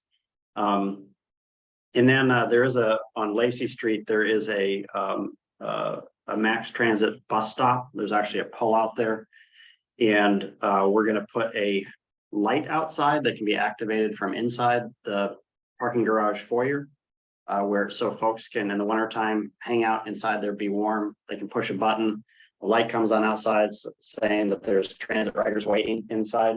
So the bus knows that even if they don't see somebody standing on the sidewalk, the bus still pulls over. Wow. And then they come out the door and get onto the bus. Replacing the locks on the bike lockers in there to a more efficient, usable style, for lack of better wording there. But then also part of this project will fund a marketing campaign for the downtown parking garage to promote awareness to not just residents, but downtown businesses and That's fantastic. rate structures, everything else to try to make it more attractive to, hey, come try this thing out. Because once you try it out, it's like, oh, it's pretty nice. And my car can be snow-free. And at every single parking stall in that entire garage has a motor vehicle plug-in, 375 spaces. Will there be some way to say, hey, there are 3 spaces left, or there are 5 Yep. spaces? Yeah. Okay. That's part of this as well. Yep. Yeah, so there, you can monitor that at the gate, or there's ways with like CCTV to monitor how many spaces are remaining. It just uses like basically an AI thing to detect when there's a car installed and when there isn't. And you can get really fancy with it. Some of the ones that I've seen in lower 48 actually have lights above the spaces. So when you're driving past an aisle, you can immediately see all the green lights and go park in them. Mhm. But since our garage is like a Guggenheim style of like, spiraling one, yeah, it's probably not necessary to do that level of light. So it'll just tell you how many spaces are remaining in the garage. Will we have the bike repair spot in the parking garage too, something like what we saw at the visitors center? Yeah, the intent for the bike parking area is to, as I mentioned earlier, put in security cameras. So that'll be part of their CCTV system that they have already in the garage. And then also putting in a bike repair station Right. and potentially some better bike locking piece of equipment. In addition to removing all that chain link fencing and upgrading that to a sort of more secure and a nicer type of enclosure. So some considerations now that we've started this bike valet might also be some overhead sliding fencing so that you can quickly close off that area and create like a bike valet there rather than having to drag fence panels down every time you do it. Yeah, Um, or why not put it in there permanently? What Right. else would you do with that area? Well, you enter that area through the area where we put the fencing. But if you had some sort of gate system that either rolled down from above or that you slid horizontally that was ceiling mounted, you could enclose that area and tilt off bike valet in 5 minutes instead of an hour and a half. Mhm. Mm. Yeah, Good. what we were thinking of is having, instead of chain link fencing on Third Avenue, was to have metal slat fencing, so you still get daylight through there. But you could have then a man door that can be accessed without having to open up the entire garage for the bike parking area. Yep. Yeah, and that's part of the project as well. So other projects here on this page, continuing the Northern DOT's Northern Region Signal Interconnect Project to connect some additional traffic signals out in the North Pole area and down in South Fairbanks. This signal interconnect project is basically running fiber optic lines to all the traffic signals all over town so that they can be remotely operated from a traffic control center in DOT's building on Pegger Road, rather than having to be manually the signal timing change manually at each of the signals there. So they've already completed much of the signal interconnect, but there's still some outlying signals that need to be connected. So that funding is being provided for that project. And then on University Avenue, for the railroad crossing on University Avenue, as trains come into town from Anchorage, the train stops on University Avenue because they have to switch the tracks to get the trains to go into their main yard. And right now it's a manual switch. So they park the train, somebody jumps out, switches the tracks, and then they get back in the train, start it up and get going. So this way they can, with a remote control, they can operate it electronically to do that train switch. And a utility agreement's already been signed with the railroad to get that work underway. It will be completed next summer. Why wouldn't the railroad be taking care of that on their own time? They could. Much like the neighbors that they are, they won't. Is that what I'm hearing you say? Yep. So we offered to fund this. It was in our road rail planning effort as kind of one of those low hanging fruit projects that was not that expensive, but will significantly reduce wait times on University Avenue at that rail crossing. So it reduces vehicle idling. It's a frustrating rail crossing location for residences, and this will help. So we're thinking of our commuters out there. So that'll be in design here this fall and be constructed next summer. Okay, and then the very bottom project there, doing a local electric vehicle infrastructure deployment plan to look at installing a network of electric vehicle charging stations throughout the community, and not just on public property, but also forming private-public partnerships to get electric vehicle charging stations in private parking lots or other private properties throughout town where they make sense. And there was an article in the paper about that today. Saw that. Do we do, are we including a library in that space? These spaces? A library? Are we putting these at the library? We talked about that. Yeah, Noreen, I think Yeah. is on the list. Oh, yeah. Yeah, that's here, let's go to the next page. You'll see the electric vehicle charging stations actually providing funding for them. So as shown on previous This page. one? Yeah, there we go. Oh, this. Yeah, so there's the electric vehicle charging stations. So we did receive nominations for 21 electric vehicle charging stations at public facilities. So these would be located at both libraries, the North Pole Library and the Norwing Library, Carlson Center, the Morris Thompson Cultural and Visitor Center, charging stations in the downtown parking garage, the Borough Administrative Building, at 3 of the parking lots at Pioneer Park, North Pole City Hall, and then 3 separate charging stations up at UAF, both at kind of the main lower campus and then some up at the upper campus.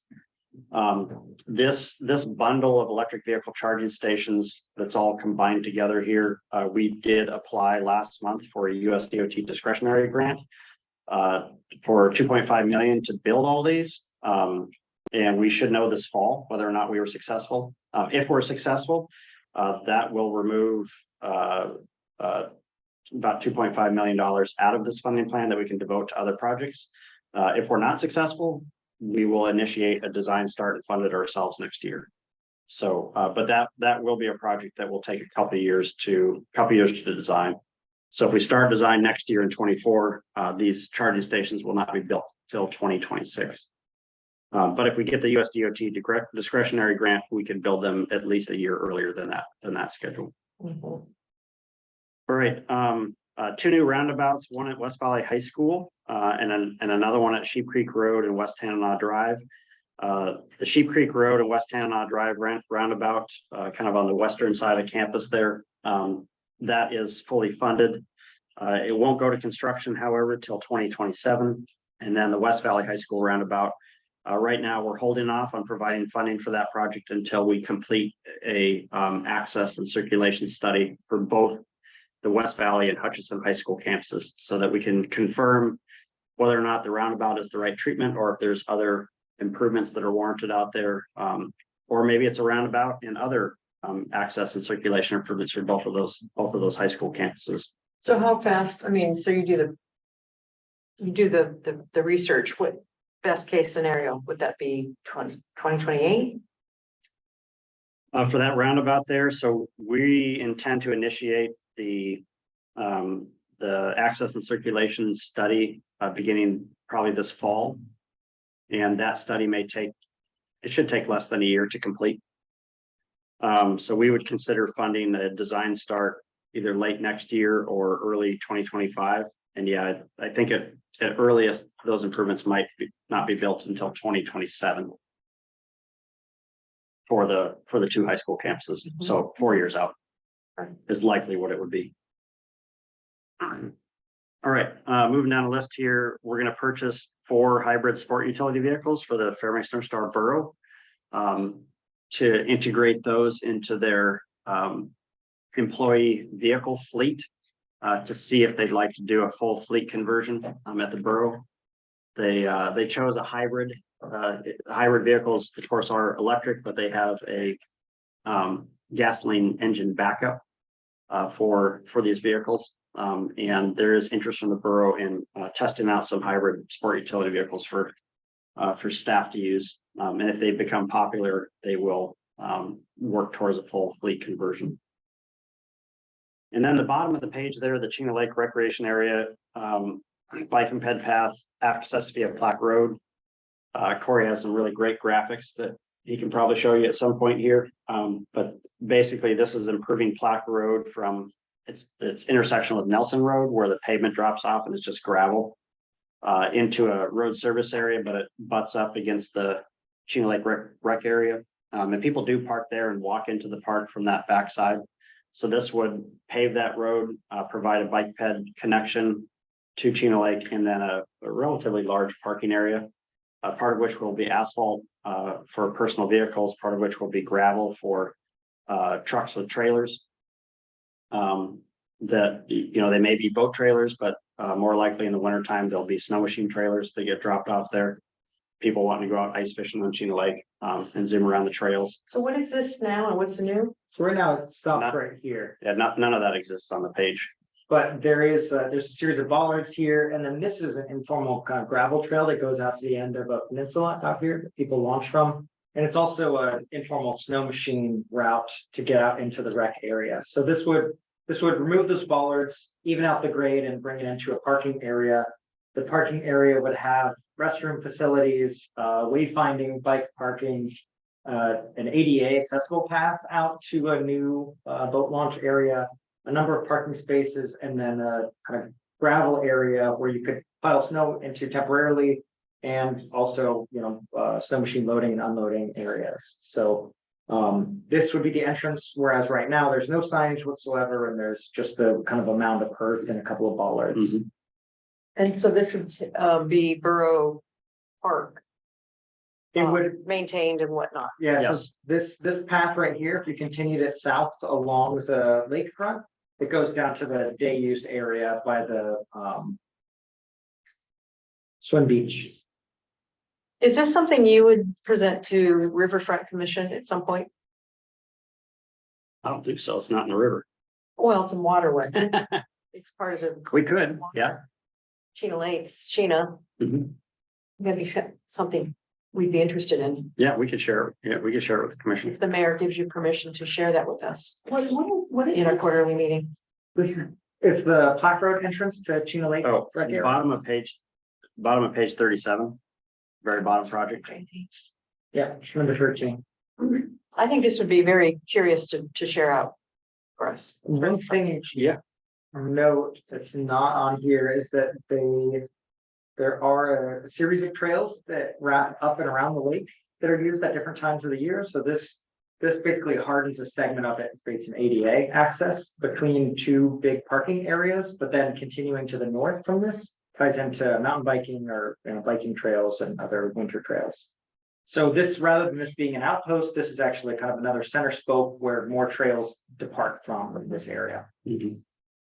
And is this part of the million reuse? Yeah, so this is, so this project has ballooned, the construction phase is around 3 million total to do all these improvements. Including an asphalt path that goes about a mile from this parking lot all the way down south to the swim beach area. That's a mile, huh? It's about a mile. I think so. Wow. Sure, Yep. 5,000 feet. Yep. So this was a project where, you know, in the funding plan, we could devote about 2 million to it, but 3 million was stretching it. So we were considering deleting that mile long asphalt path connection down to the swim beach. There is an informal trail that goes down there, but this would, you know, obviously formalize it and make it ADA compliant. So Okay. we were considered deleting that as part of the project, but with the defunding of the subsidized ticketing, again, most of that million went to this so that we can do it all. So we've kept it funded at a $3 million improvement. Yeah, here I can just show, just so everyone's kind of familiar with this area. So this is the boat launch area is over here. This is where you can rent canoes and kayaks from. This is the large parking lot. These are the sandy beaches that you can swim from. So this would create an asphalt path that connects all the way up to this. And looking at, if you live in this neighborhood and you want to access the Chena Lakes area, you have to drive how many miles? 7, I think, 7 miles around south and then east. down and to then Lawrence. up. Yep. Yeah, and then take Okay, Lawrence very up. good. So this saves a lot of vehicle miles and basically provides community and neighborhood access to the rec area without requiring people to go all the way down and through. And another reason for creating a more substantial trail here is that this would allow all the ops and groundskeeping staff out of the main area to get to that site without having to do that same mile drive all the way around to get to that. So it helps them have, you know, kind of access and control and security of this area. That little peninsula kind of like, almost looks like an appendix. Midway through that mile long. What is that? Is that something that will now have better access? People can do more? What is going on there? There's nothing planned for it now, but in the wintertime, I was out here in April and snow machine trails just spider web over this entire area. So there's a place where people have campfires out here. Okay. It's another space. Kidding. Okay, I'll go with that. There you go. But, you know, similar to this, we've got, yeah, trails that kind of occupy that. So that would kind of open it up to more formal, you know, loops. Mhm. All right, we got about 17 minutes left in the meeting, so let's just hit the last page real quick, and we can move on to other agenda items. On this last page here, this is where we're getting into kind of the lower ranking projects, and so they're kind of getting pushed out into the out years. There are a few lower cost projects here that are going to be accelerated to begin this year. So at the very top there, the new wayfinding signs for the new non-motorized path connection to the Fairbanks International Airport. So that'll go into design this year, and those signs will go up in 2025 or earlier. That's the one we've been walking along. Yep. Okay, great. Yeah, and this committee and the Bike and Ped Committee jointly have been working on that. So we do have a conceptual plan for it. And DOT thinks it's a very small design effort based on the conceptual drawings that they have so far. So that's moving forward. But some of the projects that are really kind of getting delayed into the out years to try to maintain fiscal constraint with the funding that we have is more motor vehicle plugins at public parking lots. The first, well, all of these plugins are either at North Pole City Hall or they're at Pioneer Park. And then also for UAF, for one reason or another, their shuttle bus conversion to compressed natural gas, that project did not score that well. But that project involves installing a compressed natural gas fueling station at the campus, and then replacing all of their diesel shuttle buses with compressed natural gas buses. And it'd be five buses to replace out there. So You're saying it didn't score well, but is it happening? Is that what you're saying? I'm not. it'll happen eventually, but I don't know if those shuttle buses will survive the next 5 years before we can get to it. Okay. They're pretty old and outdated. But who owns? There's a lot of, UAF owns them, right? UAF owns them? or UF is it owns them, yeah. Borough? Okay. And there are a lot of US DOT grant opportunities to do this exact project. But I There. put it on the table that we will apply for grants to get the money for these, so this can be done sooner than later. But every grant opportunity we look at is a 20% match requirement, and to date, UAF won't commit to paying the 20% match on it. So Wow, don't know how I can help okay, if they're not at the table to pay their portion of the match on that grant. right, got it. Will the match be possible to be met in other ways besides cash? No, this is a cash match. Yeah, for the US DOT grants, you've got to put in local funds into the project, so, yeah. But some exciting ones here is new sidewalk snow removal equipment for the city of Fairbanks. A couple different pieces of equipment, the snow raiders that Public Works likes, as well as an articulated tractor. And then also purchasing an articulated tractor for Max Transit. They have a new full-time dedicated maintenance position for bus stop location maintenance to do clearing out there. So we're gonna buy one piece of equipment for the borough and then two pieces of equipment for city public works.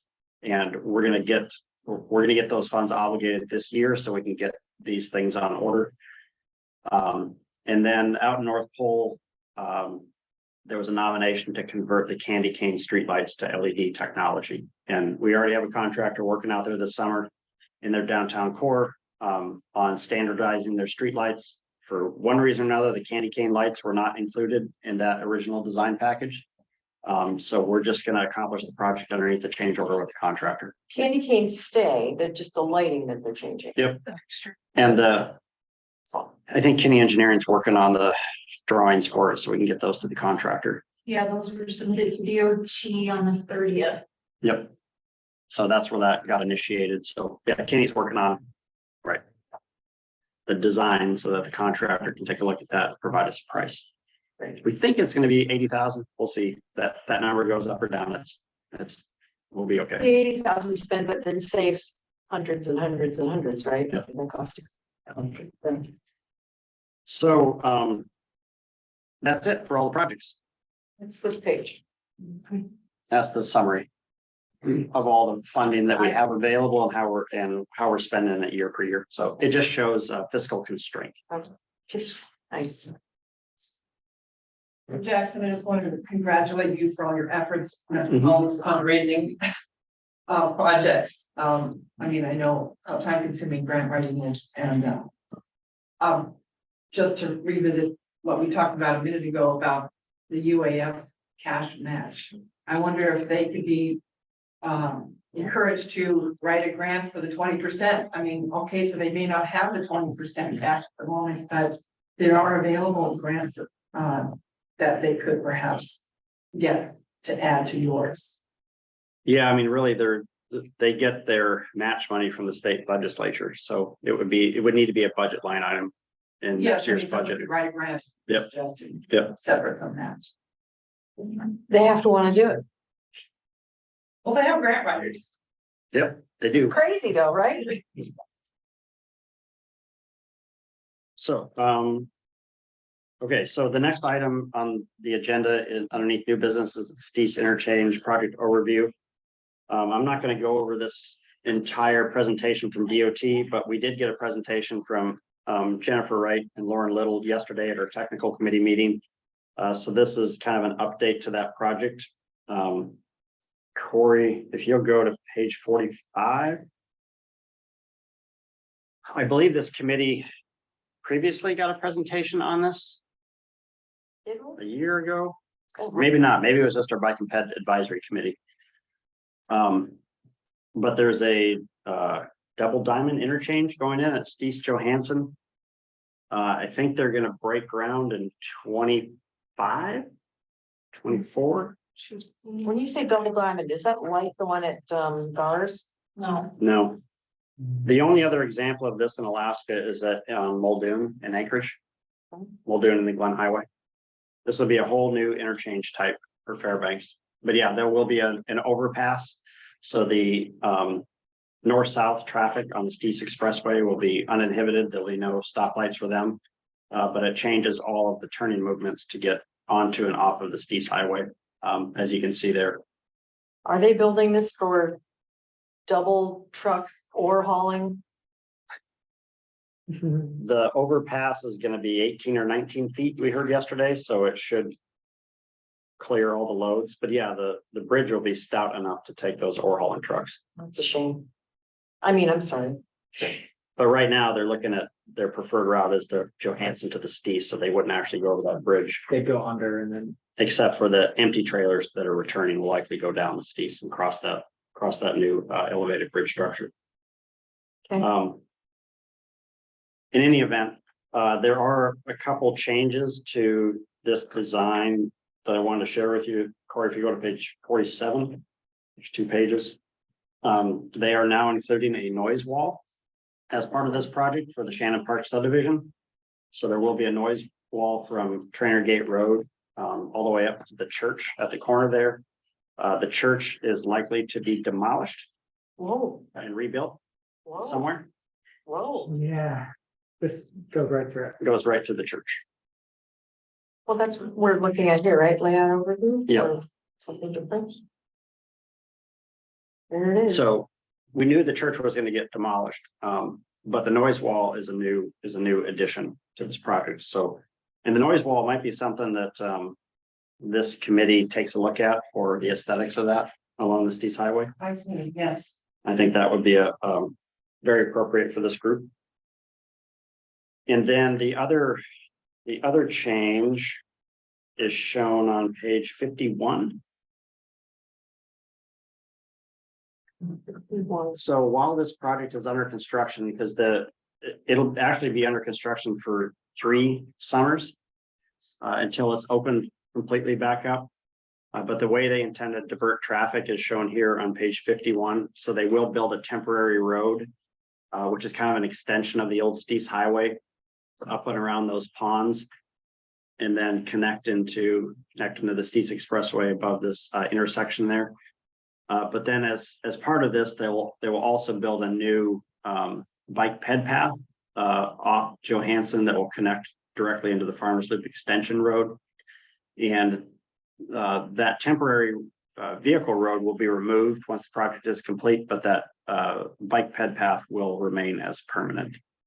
Yes. And the pedestrian tunnel underneath the Steves Expressway at this time is included as part of the project. At Steves and Joe or at Farmers Loop? The tunnel, Yeah, that's at Johansson and Steves. Because that was on Down south. question for a moment, right? Yep. Yeah, it's this little line right here. Yep. Okay. so that's gonna be like a culvert, like an undercrossing. Like a 10-foot culvert.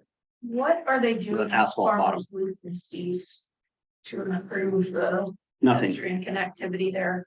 That's not part of this project. The Bicycle and Pedestrian Advisory Committee did send a letter to the Planning Commission and DOT. Disastrous. It is. Now that I live there, Yep. it is so dangerous. It is. Yep. Yes, it is. It is, and recently they restriped the road and they put the stripes right through the only head crossing at that intersection, which is at the opposite side of the We're road. talking about Bike Ice area right Yep. here. Yeah, the bike path is on the south edge and then the crossing is on the north edge. So you have to go cross an area. There's no pork chop or crosswalk or anything. Yeah, there's no connection at all. The bike path just kind of starts down near Farms Loop Extension, but there's no good way to cross the Steves Expressway there. To get to the bike path that even goes north. Along Birch Hill, yeah. Yeah. Yep. So, again, a letter came out of one of our other committees that was directed to the Planning Commission when they were doing local planning approval. And it went to DOT as well, but we're still putting some pressure on focusing on the bike ped connections up at that intersection because they're non-existent right now. Right, and there is going to be some construction there at that intersection, right? Yep. Those are the project That'll be- limits. yep. So they are reconstructing that intersection, Yes, maybe not reconfiguring it, but reconstructing. not it. reconfiguring at this time. Unless someone got verbal. We put our I mean, through fast planning, we've already made note of that, so we'll just keep reminding DOT that that is a request from our bike and ped committee to relook at that whole intersection. So, but right now they're at the 95% PSNE. They're at 95% Yeah. listening. Yep. I have a question about this area. Mhm. Ponds. Yep. Do you have any updates on what's happening with the ponds, the wetlands? I don't. The last I heard, and this is like over a year ago, was that Fish and Wildlife was purchasing all that property. And they were gonna put their new headquarters building there, move out of the federal building and move into a new building on site there, but they would preserve those ponds Oh, as wetland areas and then put in a trail system, interpretive signs, and then connected them to the existing trails that connect over to Creamer's Field. Maybe we did hear them. Yep. okay. So, Thank you. last update, so we can move on, is the project is now 81 million. Jesus, are you serious? Wow. Oh, $81 million for that project. Wow, and who's paying for that? DOT? Are Yep. we paying for? No, we're not paying for any portion of it. Oh, It's all wow. DOT statewide funds, Feel highway. I still, man. federal highway funds, yes, that are, given to DOT. Yeah. Yep. That can be used anywhere in the state. So I apologize, Corey. I went really long-winded in those last two items. Oh, that's okay. Do we want to extend the meeting or push these off till next week? Someone's could add 15 minutes, I bet, to get through this. I'm good. Does everyone have availability? I do. Anyone And opposed? if folks need to drop off offline, that's okay as well, but Okay. we do have Barbara Johnson here, so I think this is worth extending the meeting to Yeah. discuss. Great. All right, so Barbara brought this idea forward a little while back about adding art and locally relevant designs to some of our infrastructure. As you know, we've had a number of bridges reconstructed in the past few years, Wendell University and some others. And we also have an issue with some of our bridges just suffering regular graffiti and damage. So Barbara's idea was to start to improve the aesthetic quality of some of these spaces and add art to them. And Barbara, do you want to give kind of a brief Sure. overview of If you your? go to the next slide, please. I noticed on your handout, there's some examples here. What we're dealing with is, well, for one thing, on the Wendell Bridge, which is new, it started to acquire graffiti. Something like the Steves Bridge. Oh, yeah. The Steves Bridge has, extensive graffiti. And so this is an effort to address that. Go to another slide with the Steves graffiti. Let's see, here we go. So this is what's happening. We did speak with the bridge engineers in Puno, and they said they didn't want any attachments. But paint would be fine. So we were initially looking at ceramic tile, but it was decided that we could use ceramic tile on the bridge abutments, but not the bridge itself. So we went around, Corey and I did a site visit for these 4 sites and took these photographs, and Corey did some great dimensioning here with his new LiDAR program. So go on to the next one with the North Pole and the North Pole site. This is the North Pole site, the overpass at the Richardson and by the McDonald's intersection. You'll see that these vertical pieces are hexagonal shaped. We have some different shaped ones at the Geist Road overpass, and Geist Road is Parks overpass. But so we're looking at this, and one of the things that occurred to me is, well, it's a 6-pointed shape. What else is a 6-pointed shape? Well, snowflakes and flowers. So we can start with, looking at that in terms of visuals. I know that there was some directives by the North Pole Chamber of Commerce or the North Pole representatives to make some kind of winter themes because of the North Pole. approach to their own red and white ideas, candy canes, etc. But snowflakes would go along with that.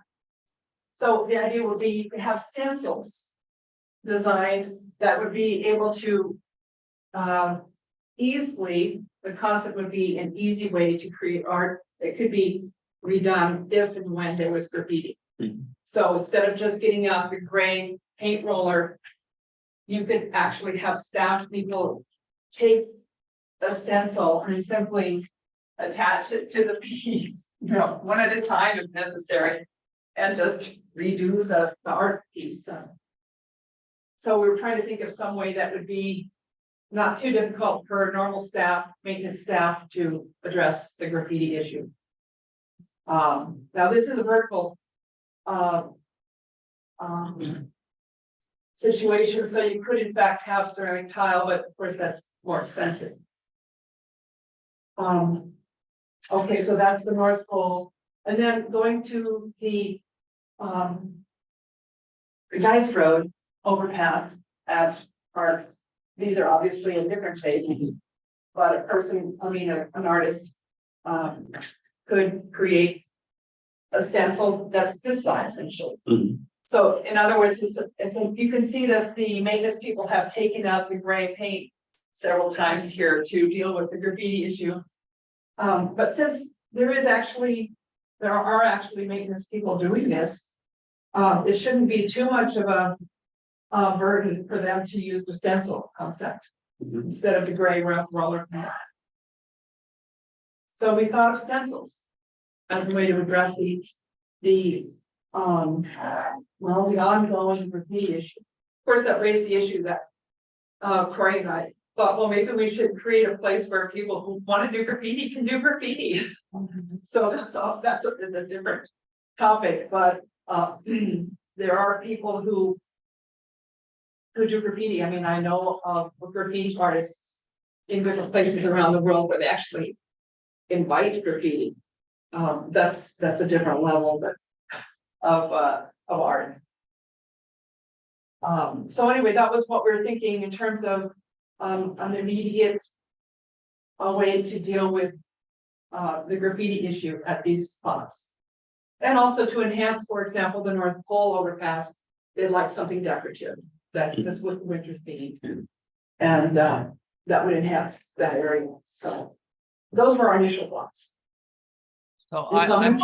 I'm on the North Pole City Council, and so we've been working on different ideas for the themes of that. Our city 75th anniversary will happen in 2028, and so we're looking at perhaps doing something that's takes these diagonal shapes and shows the history of our community over the 75 years on both sides of those, showing the growth of our community from wilderness days to F-35s and oil refineries. Okay. Water contamination. These various hexagonal tiles might be used as a kind of a canvas, so to speak, for some of these images that you're describing, wilderness to, historical, chronological kind of descriptions of activities in North Pole. It'd be fun to see, obviously, snowflake in there, you could do reflective paint, so winter would be idea. kind of fun. Love it. Yeah. What keeps people from vandalizing something that's already been made beautiful? That's a concern. We had some experiences with we had kids paint some of the dumpsters out of transfer sites in an effort to sort of show that, there's some care into this, and that, kids art, you would hope, is sort of Teflon coated from vandalism. And they did last for a little while without getting graffitied, and then, like everything else, eventually they got painted over and vandalized. So there's a couple things, I think I've mentioned it before in this group, but CPTED is the Crime Prevention Through Environmental Design. They have a lot of good examples of what you can do to a space to resist the sorts of like natural vandalism that will occur in an area. Some of it is as simple as like illumination, programming of spaces, like how you design one so that it doesn't create areas where people feel like they can do that. We noticed that with the North Pole example, there is no illumination on this bridge, whereas in the Parks and Geist Road example, and the Parks and Geist example has got the same width of abutment and it does have illumination mounted to the abutment wall. So you've got pedestrian scale lighting and road scale lighting. So I think that, you know, there are some things that you can do to resist it, but ultimately kind of what Barbara suggested is plan for vandalism and then have a simple enough system that the repairs that come in recreate what was already there. The risk of doing a really like beautiful, elaborate mural like you have on some of the downtown buildings is once it gets tagged, you're either re-enlisting that artist to come touched up, or you're putting a weird gray patch over it that starts to sort of mar the surface and gives you that broken windows phenomena of like, we did this once, but now we don't really do it anymore. And we're just in a state of Band-Aid repairs. But there are anti-graffiti sealants that you can put over the artwork that if it gets spray painted, it's Okay. easier to wash off. Yeah, one example is the coating that's on the Wendell Street Bridge right now. It has kind of a high sheen, like epoxy look to it. That's an anti-graffiti coating. So, Okay, so but it's already being tagged. Have we tried to remove that yet? Has that worked? I think that was just As on of the a couple bridge days ago. abutments though, right? Not on the, no, it's, There's some on the walls. there's some of the walls too, okay. it's the, We just can't have nice things? go back to that model. So it's all of these retaining wall surfaces are coated in it. They're starting to get tagged already, as of from earlier this spring. Yeah, It's so also on the, like the grading. is it on the bridge, Facing, yeah. bridge beam and, yeah. Retaining walls on the bridge side? Yeah, on the inside of the bridge, as you're walking across the bridge, Mhm. there's tagging on the concrete walls. Yep. Like I said, we were thinking of ceramic tile or mosaics or something, but of course, the inside of the bridge is graded during snow removal, so it's not conducive to tile work. Well, and it would add so much weight to the bridge, wouldn't it? Well, I asked the bridge engineer about that, for weight, no problem. Oh, No okay. problem about weight. Okay. She just didn't want things drilled into the side of the concrete. Anything that would expose like the metal reinforcing to water is, yeah, compromises the strength of No, the bridge. the abutments can have tile, but just not the bridge deck itself. So that was our initial thoughts about going forward with a design idea. And so the next thing is to talk about calls for entry or Mhm. who's actually going to do the actual design and make this stencil. Right, and we do have a process that we created for our asphalt art competition where we selected 4 artist teams to do that out on Fifth Avenue in Lacey. So I think what we need to do is present that in a way that we can include that with a beautification permit application of DOT for these sites. But we have to show them what our process will be to call for artists and how we'll manage the painting process, what materials we'll use. Right, I noticed part of the presentation packet had some information from the North Pole committee about the process. And obviously they'd like to review it at some point. I just want to call your attention to this page, or you want to put this page up? Yeah, according to this awesome mosaic design, or this is the Wendell Bridge. That would be, if we were going to do something like that, it would be paint, not tile. We originally thought tile, as I said, but anyway, I think it's really fabulous, but thematically, just point out something. I live in this area and every year geese fly over this bridge. And also the Steve's Bridge, so it's a diagonal south, north-south, and in terms of calls for entry. Person, we could actually create some language that identifies some of these environmental As migratory highways. Yes. Yeah, that's great. But you can see what a difference it makes. It's really.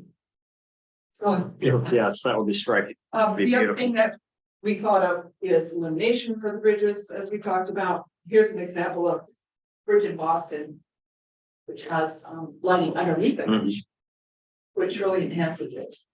These bridges are very fun and interesting in their own way, obviously different than this, 100-year-old bridge. But we did want to bring in the concept of illumination and part that plays in aesthetics. Mhm. And as Jackson pointed out, obviously we have snow instead of water in the winter time. So that would reflect the lights. Yeah, it'd be beautiful in the winter time. Yeah. Oh, here we go. Is it this one? Oh, Yep, that's it. yeah, it's great. Sign up. Well, we have these colors, that have been used in some of the signage in Fairbanks, the blue and gold. So I mean, that's blue.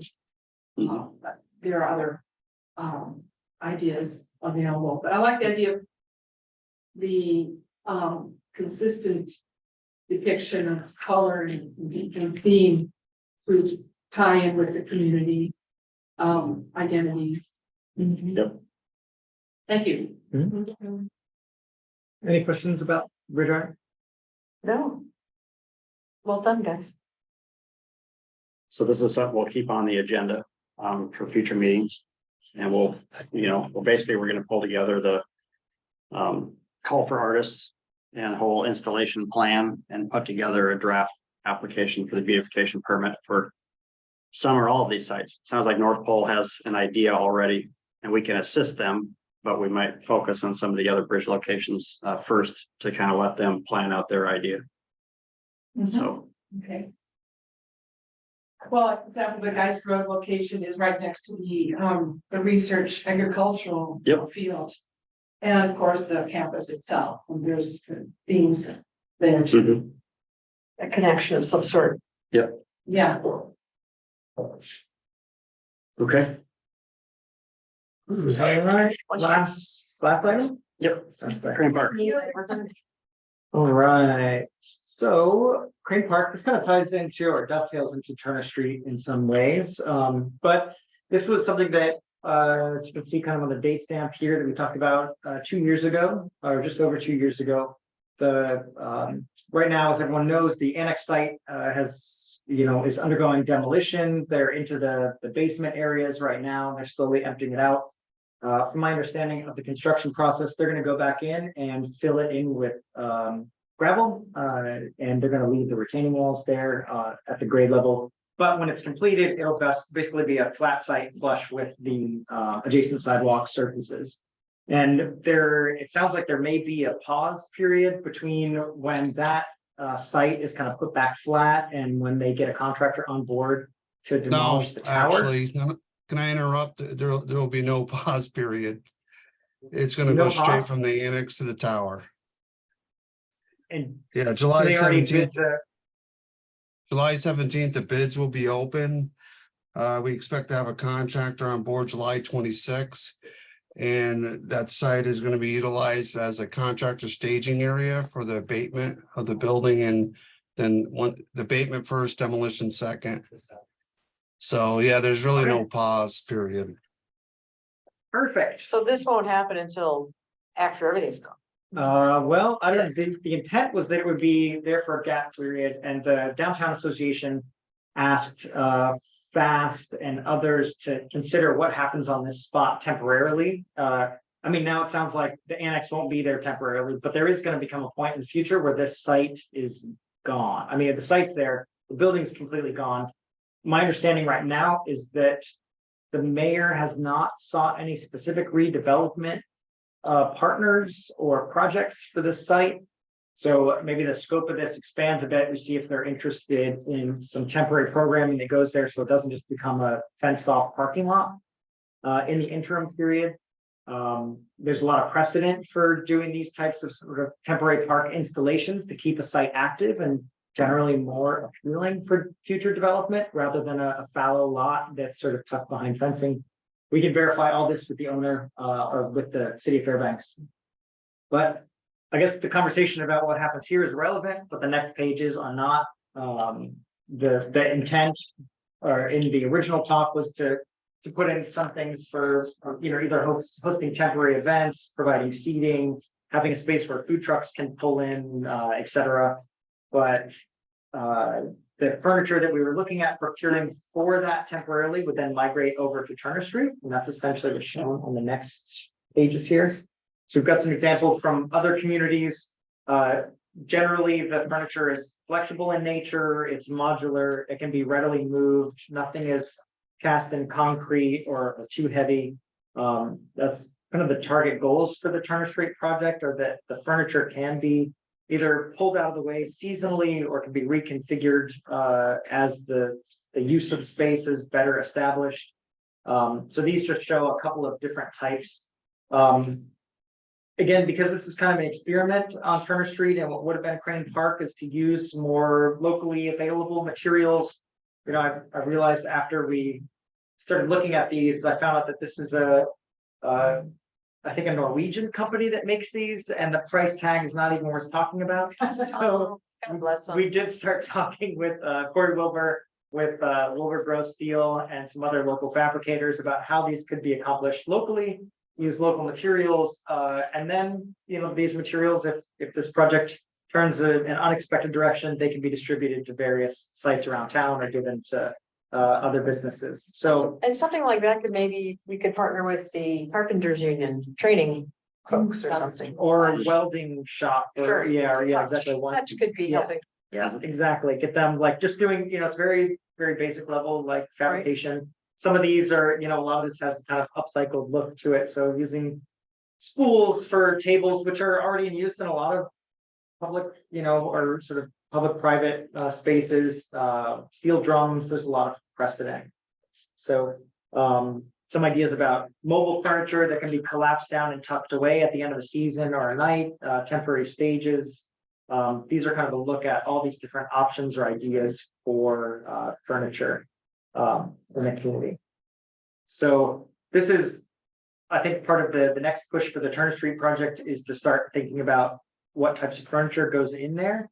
And if I can skip a couple pages here, there are some interesting examples for different types of planters, kind of permanent and semi-permanent ones that can be readily moved. There's a company that makes some interesting planters that can be grafted onto jersey barriers. There are other ways to do sort of temporary like blocking of sites that you don't have to cast in big steel bollards, but these ones in Seattle, you can basically just auger a little hole, you set in a thread base, and you can screw these in temporarily. There's kind of that example from Seattle. So there's areas where these little bollards can just kind of screw in. We could bring on those big horrible cement planters we don't want anywhere else. So that was another thing is the cement planters. I've got a couple of I got the construction drawings for those, and I have those modeled up in 3D. So you can think about how those can be modified to support tabletops and also become seating of their own accord. So I think there's a lot of opportunities for the types of furniture that gets temporarily placed in these with an eye on then what do they become. I wonder if some of those could become freestanding burn Like places. could look, yeah, about how they No could be soil, no trees, just something in there. That's kind of modified. Yeah, normally they need connection to a propane source and some other things, but we're blue skying right now. yeah, absolutely. I mean, that was part of one of the blocks was, Turner Street, in order to really have it be a successful space, you can't just design for summer and then erase it in the winter. You want to think about winter programming, either ice sculptures or, how businesses can continue to potentially make use of it. So anyway, I remember the things that. a handful of years ago at the ice carving, whatever they want to call it. They'd actually made a 20-foot high sections of ice that were burning fire. It's insane. Sweet. It's crazy fun. Yeah, so. It was witchcraft, I'm sure. Yeah. Yeah. So I think winter programming, furniture, and then kind of the vegetation aspect of Turner Street, those are all the things to sort of start to flesh out next before we start talking to the owners again about more concrete ideas. You had something on there, had a vertical little wall garden. I thought, yeah, that's cool. We could do that south facing or whatever. I mean, all that's nice. All that's great. But we won't have that space for the summer. No. There it is. Yeah, Not I yet. think on the back. Yeah. Sweet.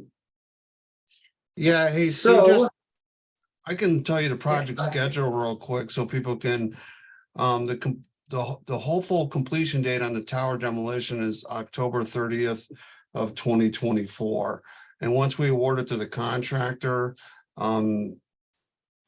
we should be able to award July 26th of, in 3 weeks.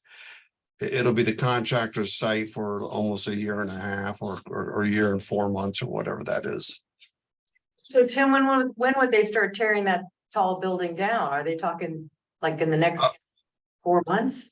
Well, the abatement will take a couple months. They can't demo a building till it's completely abated, because then you just kind of get it like a contamination did the first salad. I don't know how to explain it other than, so they got to remove the PCBs, the asbestos, all the other stuff.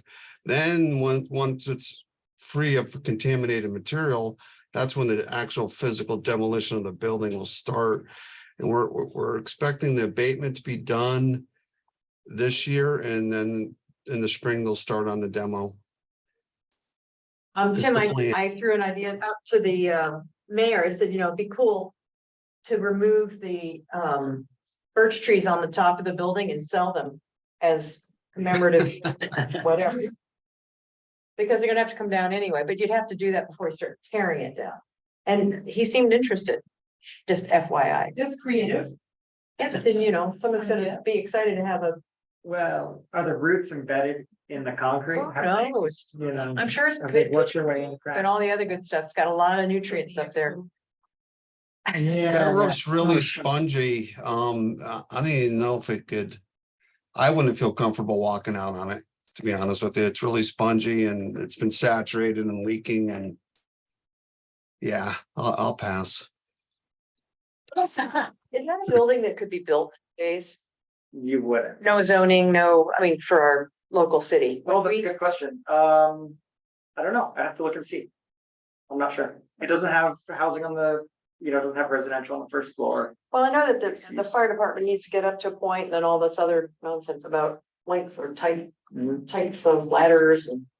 I know construction type, you wouldn't ever do this again. No, of course not, but height. Yeah. Oh, you're talking about height of building. Yeah. Ah. Oh, yeah, Someone told me that we've got. yeah. There's a well, military The cruise zone. the flight zone, Yeah. yeah. Anyway, The approaches Joint to, land use study kind of. So, yeah, I don't think that something that tall would be allowed to be constructed in the downtown core necessarily. General Fairbanks area probably fine, but. The Fairbanks airport layout, that probably shows the height restrictions. If you really care. like not right now, but we can talk. yeah. Okay, excellent. Thank you, guys. So we'll talk more about furniture as it relates to the Turner Street project, and I'll follow up with DTA and mayor. They have a quarterly meeting on July 11th that I was planning on attending. And I'll ask them what the plan is starting November 24 for this site while they seek partnerships if nothing is sort of picked up in the interim. I feel like this was a big meeting. It Small was, stuff. sorry. No, it's all right. You had your arms around it. Monthly. Yep. Our bike and ped committee, we had to shift it to monthly because we just had too much to talk about. Yeah, that could be a thing. Maybe we do it bi-monthly, Yep. because this was a lot. Yep. And we can get more done that way. Cause more trouble. When is the next PPAC meeting? October 5th. Oh, and have you talked about Oh. East Joe in that meeting recently? I'm just very confused by this. Yeah, so for our next meeting, we can have a presentation on the East Joe. I feel like, our technical committee and our bike and ped committee has had multiple presentations on that over the past few years. And, there's been comment letters and things that have gone in on that. I feel like at the 95% PS&E stage, it's very difficult for this committee to get our fingers into, any last minute modifications to the design. But this committee would like to get a presentation from the DOT project manager in October, we can make that happen. Well, sorry to go backwards here, but you said that tunnel, that Yep. is pedestrian undercrossing, Mhm. but it's not shown connecting to any of these pathways. So I'm not understanding the circulation Yep. of. It's like disconnected. So it'll connect to City Lights Boulevard on the east side, because that will get cul-de-sac. And then on the west side, right now in the design, there is no trail connection, but it's supposed to connect to that Farmers Loop extension road and new permanent pathway. But we also want it to connect to the trail system that goes all the way over to Creamer's Field and UAF. So Bruce Jameson is supposed to be working on grant applications to get funding for the trail connection. So right now DOT is calling it, I think they're just calling it a ski tunnel. Yeah. They're using specific words because it doesn't have logical termini yet. It Logical con- termini. It doesn't Just like- connect to things yet in the design, It's very good. so. But yes, there's, yeah. That's still something to be sorted out. The other question I have, if I can, related, well, it's kind of related to this, but it's related to the larger community is, is this okay time? Okay. Yeah. Um, Committee member comments, go ahead. the, apologies if I don't use the PC terminology, but the, encampments, they're, you noticed in this area, how they're encroaching into the bike path now? It's kind of crazy. Did that come up in this presentation at all? Like what, if their project is how they're managing or mitigating that population of people and how it ties into this? And who's doing it? Mhm. Not at our committees, but there was definitely discussion about that with the Assembly and Planning Commission. Because I don't think it's not city property at that point, correct? No, it's owned by Dan Heimbach and Sarah LaFave. I don't know those people, but they're regular folk.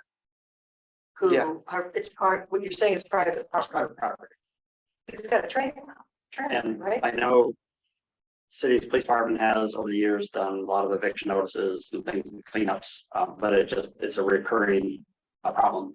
But it is on private property, but it's now encroaching into the bike path. Which is This- property, right? No, it's a DOT road right away. Oh, So this project will kind of obliterate a lot of that area for construction. So, but yeah, I don't know how they're gonna manage the folks that are living there. Probably a conversation to have outside of this meeting. It's just one of the growing concerns I have, just as a citizen here, on how as a community we're helping that population of people and what, or not. how we're not, yeah. Yep. So, It's a big project. It is, I Yeah. know, it's one that I just like, every time I drive by there, I'm like, what can we do? mhm, I'll throw you some invitations. Sure, Okay, mhm. thanks for indulging me on that. Yeah, yeah. I also have dealt with these issues on a frontline basis, so I'm aware of the need. So perhaps we can talk, I mean, have some ideas afterwards. Okay, well, let's wrap this meeting up. And folks can stay longer to have conversations if you wish. For October 5th, for the agenda, we're gonna keep the welcome to Fairbanks signs and community branding and local projects. We're gonna keep Turner Street on there, and a lot of the ideas for Crane Park, we're gonna just kind of fold that into that item. Of course, we're gonna keep the bridge art on the agenda, and we'll have a game plan ready for you all by then. And then we can get you all a guest presentation on the Steese interchange project. So we can dive into that a little bit deeper and see if there's any opportunities for this committee to do anything kind of late in the game on that. But are there other agenda items at this time that you'd like to add to October? I'd like to talk amongst ourselves as to making this. Bi-monthly? Yes, Okay. No, that sounds good. We'll make that an action item next time, so you guys actually vote on it. I think this is, I mean, this example is why we need that. It's great. Thank you. All right. We can do that. Corey and I should probably just draft the agenda today so we don't forget all. Yeah, I got that. And just have it ready for October. But in the meantime, there will be some, I mean, October already sounds too far away, but I Yep. hear what you're, again, talking. but there are subcommittee meetings between now and then Understood. to work on the Welcome to Fairbanks signs and community branding. So, so we'll have those kind of in the interim, but yeah, we'll put that on there as an action item for next month. All right, with that, is there any other committee member comments? Kudos again on the bike. Yeah, exactly. Very cool. Put that right out of my mouth. What is the asphalt? I need to know what this That's is. Fifth Avenue. For the asphalt art, I'll put that in. We'll grab a section of it. All right. We had to grab, steal a piece. We could probably put it on the bookshelf Yeah, by now. Or frame it. put it in a glass case. Make it a little table. Okay, let's adjourn at 1:31. Thank you.